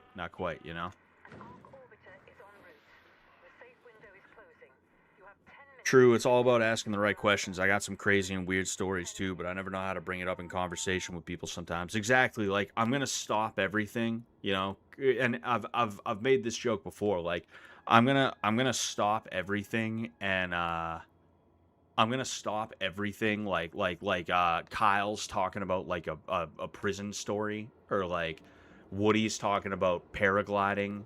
Taylor's talking about like hockey. I'm gonna be like, hey guys, pipe down. I want to tell the story of what happened at the George Floyd riots in Boston. You know, like that's not. I was there as an observer, by the way. I was not actually was not actually taking part in any illegal activity there. I was just there to observe and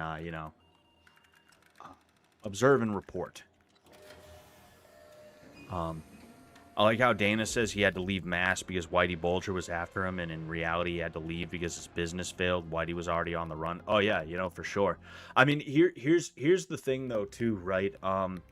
Criminality was not just Whitey Bulger. Like Whitey Bulger was not like he didn't like control the criminal underworld or anything like that. What it was is he was just a criminal element that had the FBI in his pocket, whether wittingly or unwittingly, because of his connection to John Connolly, right?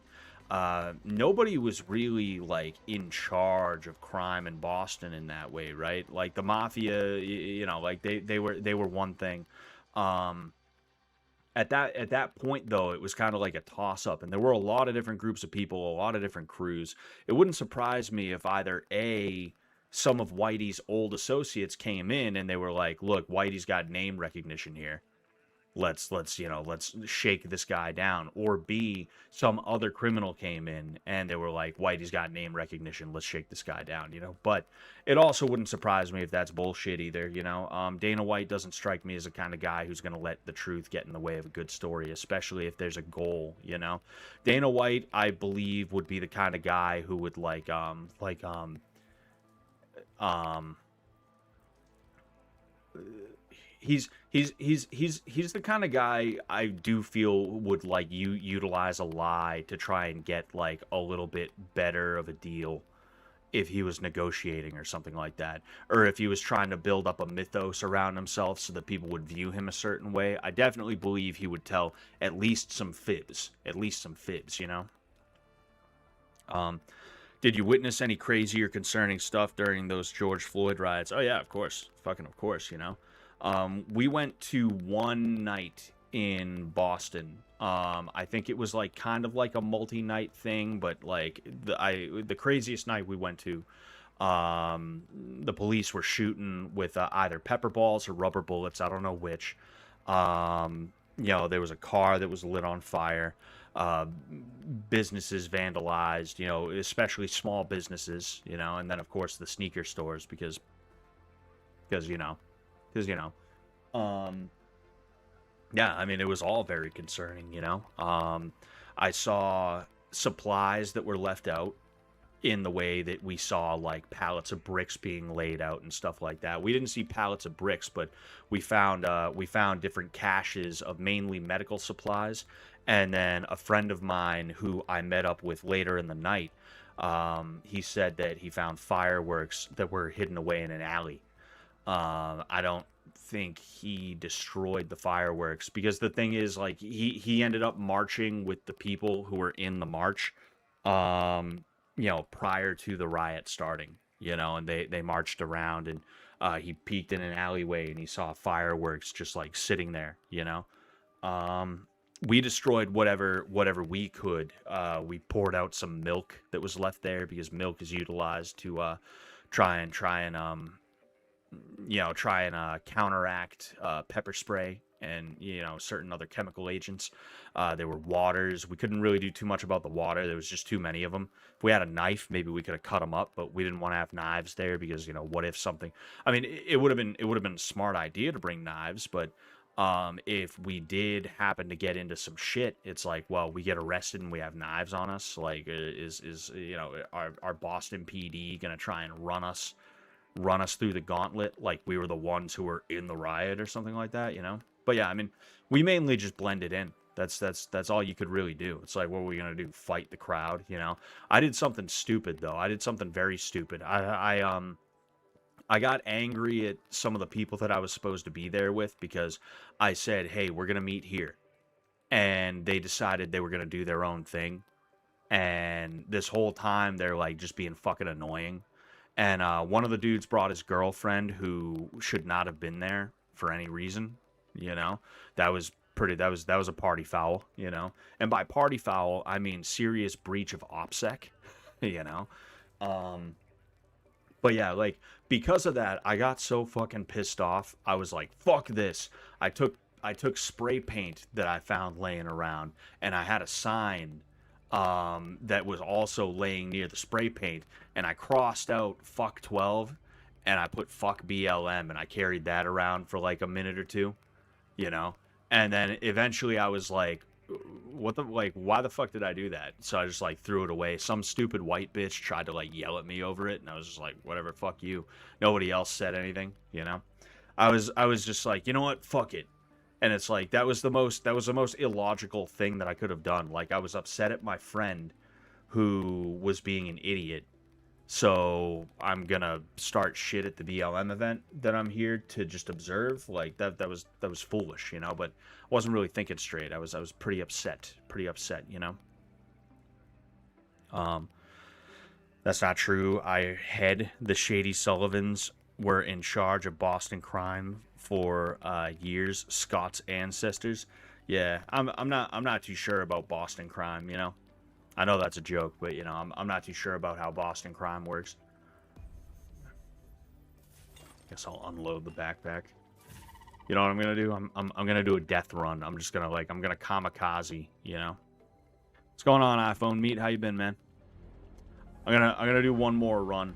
I'm gonna bring in what I brought out.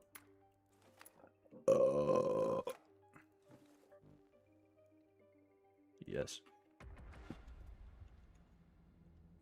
We're gonna see how many motherfuckers we can kill.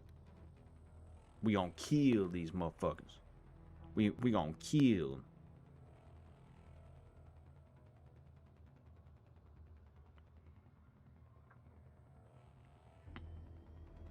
Cause I'm the best, man. I did it.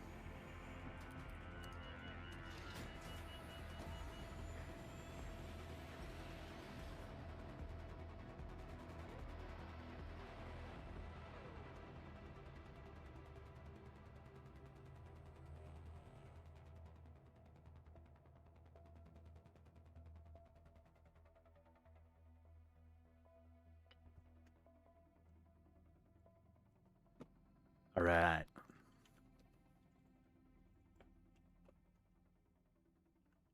The longer you stay topside, the fewer ways back remain.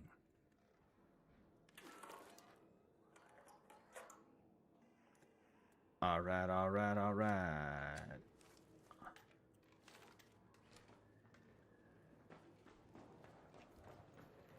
It's usually somebody else who spawns in here or near.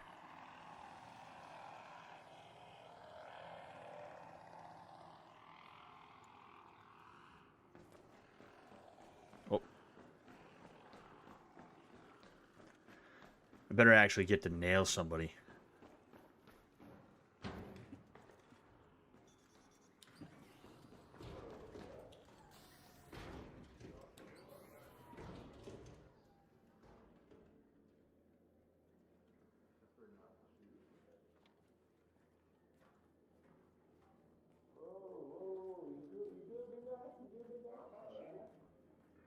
There's a guy in here who's cutting grenades and shit. Why are you playing grenades, buddy? I don't like the way you just said hi. I don't think we have a gun.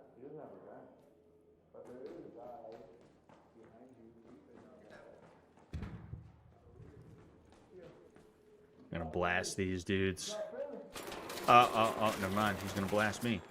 Apparently. Come here, big girl. Don't run from me. Please come up to me. I don't like chasing. Oh. Oh. This is gay. Yeah. You're creeping the wall. You guys are gay. Waiting for a third party. I'm Scott from Fish Tank. Just wait. Wait fucking like 5 years from now and start trying to flex. I'm Scott from Fish Tank. Did you ever hear that? That was kind of gay. It's like that is kind of a gay way to do it, is like, oh, I'm gonna team up with these two people for some reason, and then I'm gonna start blasting people in the back arbitrarily. It's like that is a little annoying, you know. Get ran up on by 3 dudes in a singles match. It's like whatever. I'm gonna do one more, you know. We should hit that shit up together so I can teach you the ways of the human pit bull. Hit what shit up? I'm confused.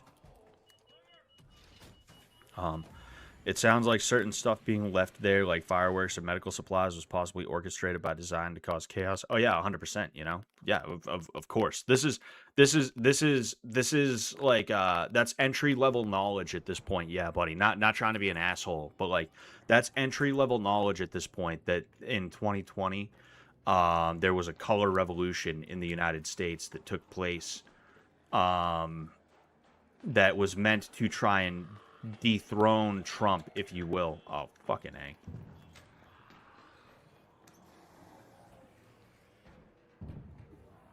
Yeah, it was meant to try to unseat Trump as a president, you know, and there were a lot of dark forces at work. Those dark forces had funding. I was a part of a group chat where they wanted to try and take down the Christopher Columbus statue that was in the North End of Boston, and I have a feeling I know what happened. Basically, there was a group chat on Telegram full of like 50 to 60 people, maybe even more, and then of course there was going to be a core group of certain people. Now I tried my best to infiltrate that core group, but I couldn't. It just didn't happen. And eventually what happened was they come into the group chat and they're like, hey guys, we wanted to try and get the statue, but it looks like somebody got to it before us because somebody already got the statue taken down because of the vandalism, right?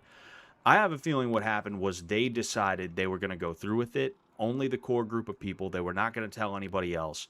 And then they would come back and say, oh man, somebody else got it. Well, at least somebody got it, but it sucks that it couldn't have been us, as a cover to make sure that nobody in the group chat they didn't trust knew that it was actually them who did that. That's probably what happened. That's probably what it was. But I can remember at one point, one of the leaders explicitly saying, we have funding. Like, we have funding for this. We don't have to worry. And that was such a crazy thing. I wish I still had... You mother... Oh, you got to be kidding me, bro. You got to be kidding me, dude. This is ridiculous.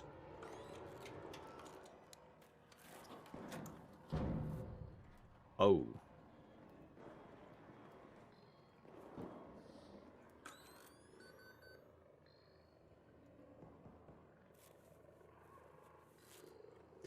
Anyway,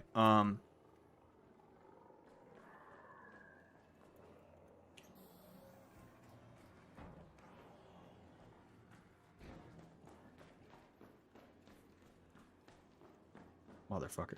Sorry, I locked in for a second, but I remember them saying that. I remember hearing them say that shit and being like, "Whoa, that's crazy." And I had screenshots of it for the longest time. Oh, direct hit.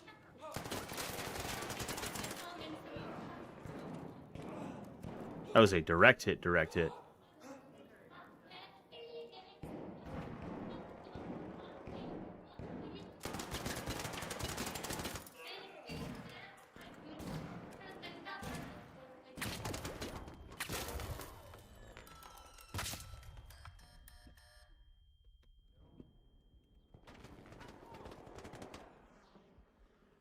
I'm Scott from Fish Tank. Oh, What's up? Oh shit, okay. I'm friendly, bro. I don't know what you want about. You do you. I'm Scott from Fish Tank. That dude's gonna come right. Oh, that dude's gonna. Ooh, that dude's gonna come right back and fuck me up. I bet. Oh, all right, okay. Well, pretty sick.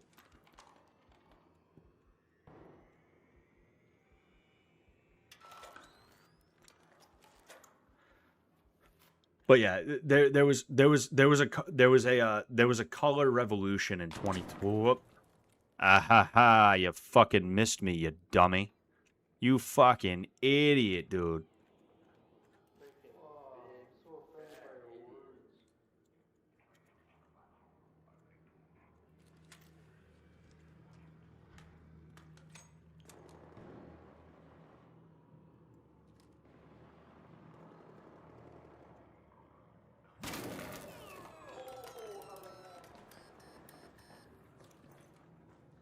Oh, you're so smooth. Moving to the next one.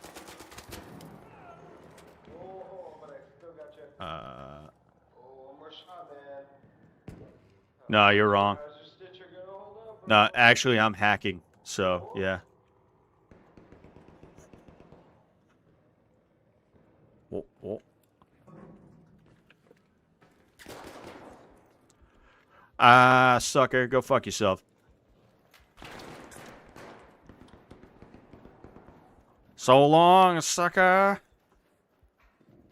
Nah, he could still easily get me. Ah, you fucking missed again. Man, I'd feel bad if I was you.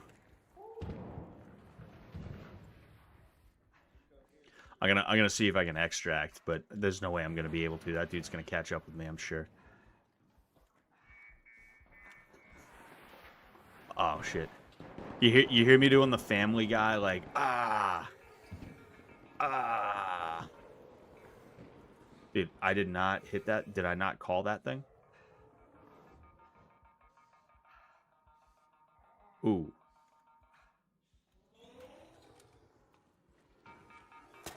Oh shit. Oh, you motherfucker. Oh, that's such bullshit, bro. Whatever. I can't even get up. I'm just trapped here. I'm just stuck. I'm just fucking stuck. Oh man, that sucks ass. Whatever, bro. Anyway, what was it? Fuck, what was I gonna say? I was talking about something. Oh yeah, like that was the craziest thing was to see like the dark forces at work in such a blatant way. Um, to be sitting here and people are in Telegram chat like the way we used to have to talk in the Telegram chats, we always had to use euphemism and code and everything like that, you know. Even now when I talk to like certain people about certain other people, not even things, and I'm not talking about the like in Minecraft type shit, we never ever ever talked like that under any circumstances because for one thing that's not what we were, but then for another thing we knew that even if there was a joke about like and I'm a fucking hit him with my diamond sword in Minecraft, ha ha ha, and we ever for any reason got looked into by those groups, we would absolutely positively get railroaded like a motherfucker, you know. So to see these people talking about, yeah, we're gonna destroy the statue with some hardware store supplies. We're gonna need lookouts, and you know, if anybody tries to mess with us, we might have to fight them. But it's okay because we have funding, so we're good.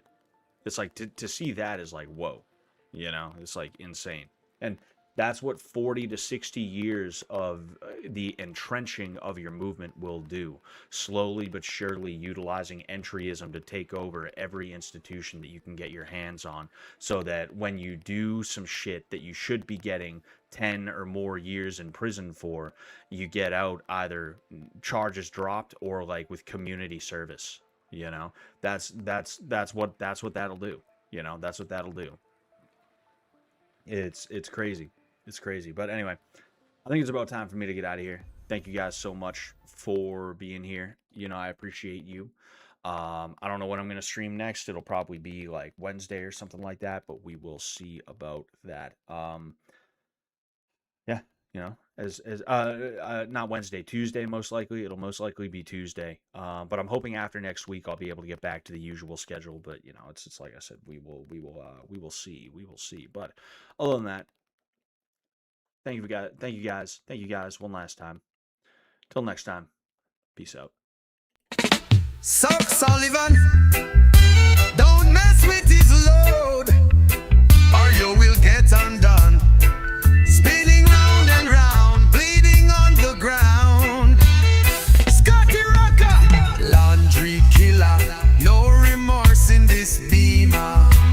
Fabric assassin, hood cleaner, coming for your Rasta queen. Rape on the washing machine, no use to fight back. MMA, knock your nigga head like a KKK. Push your nigga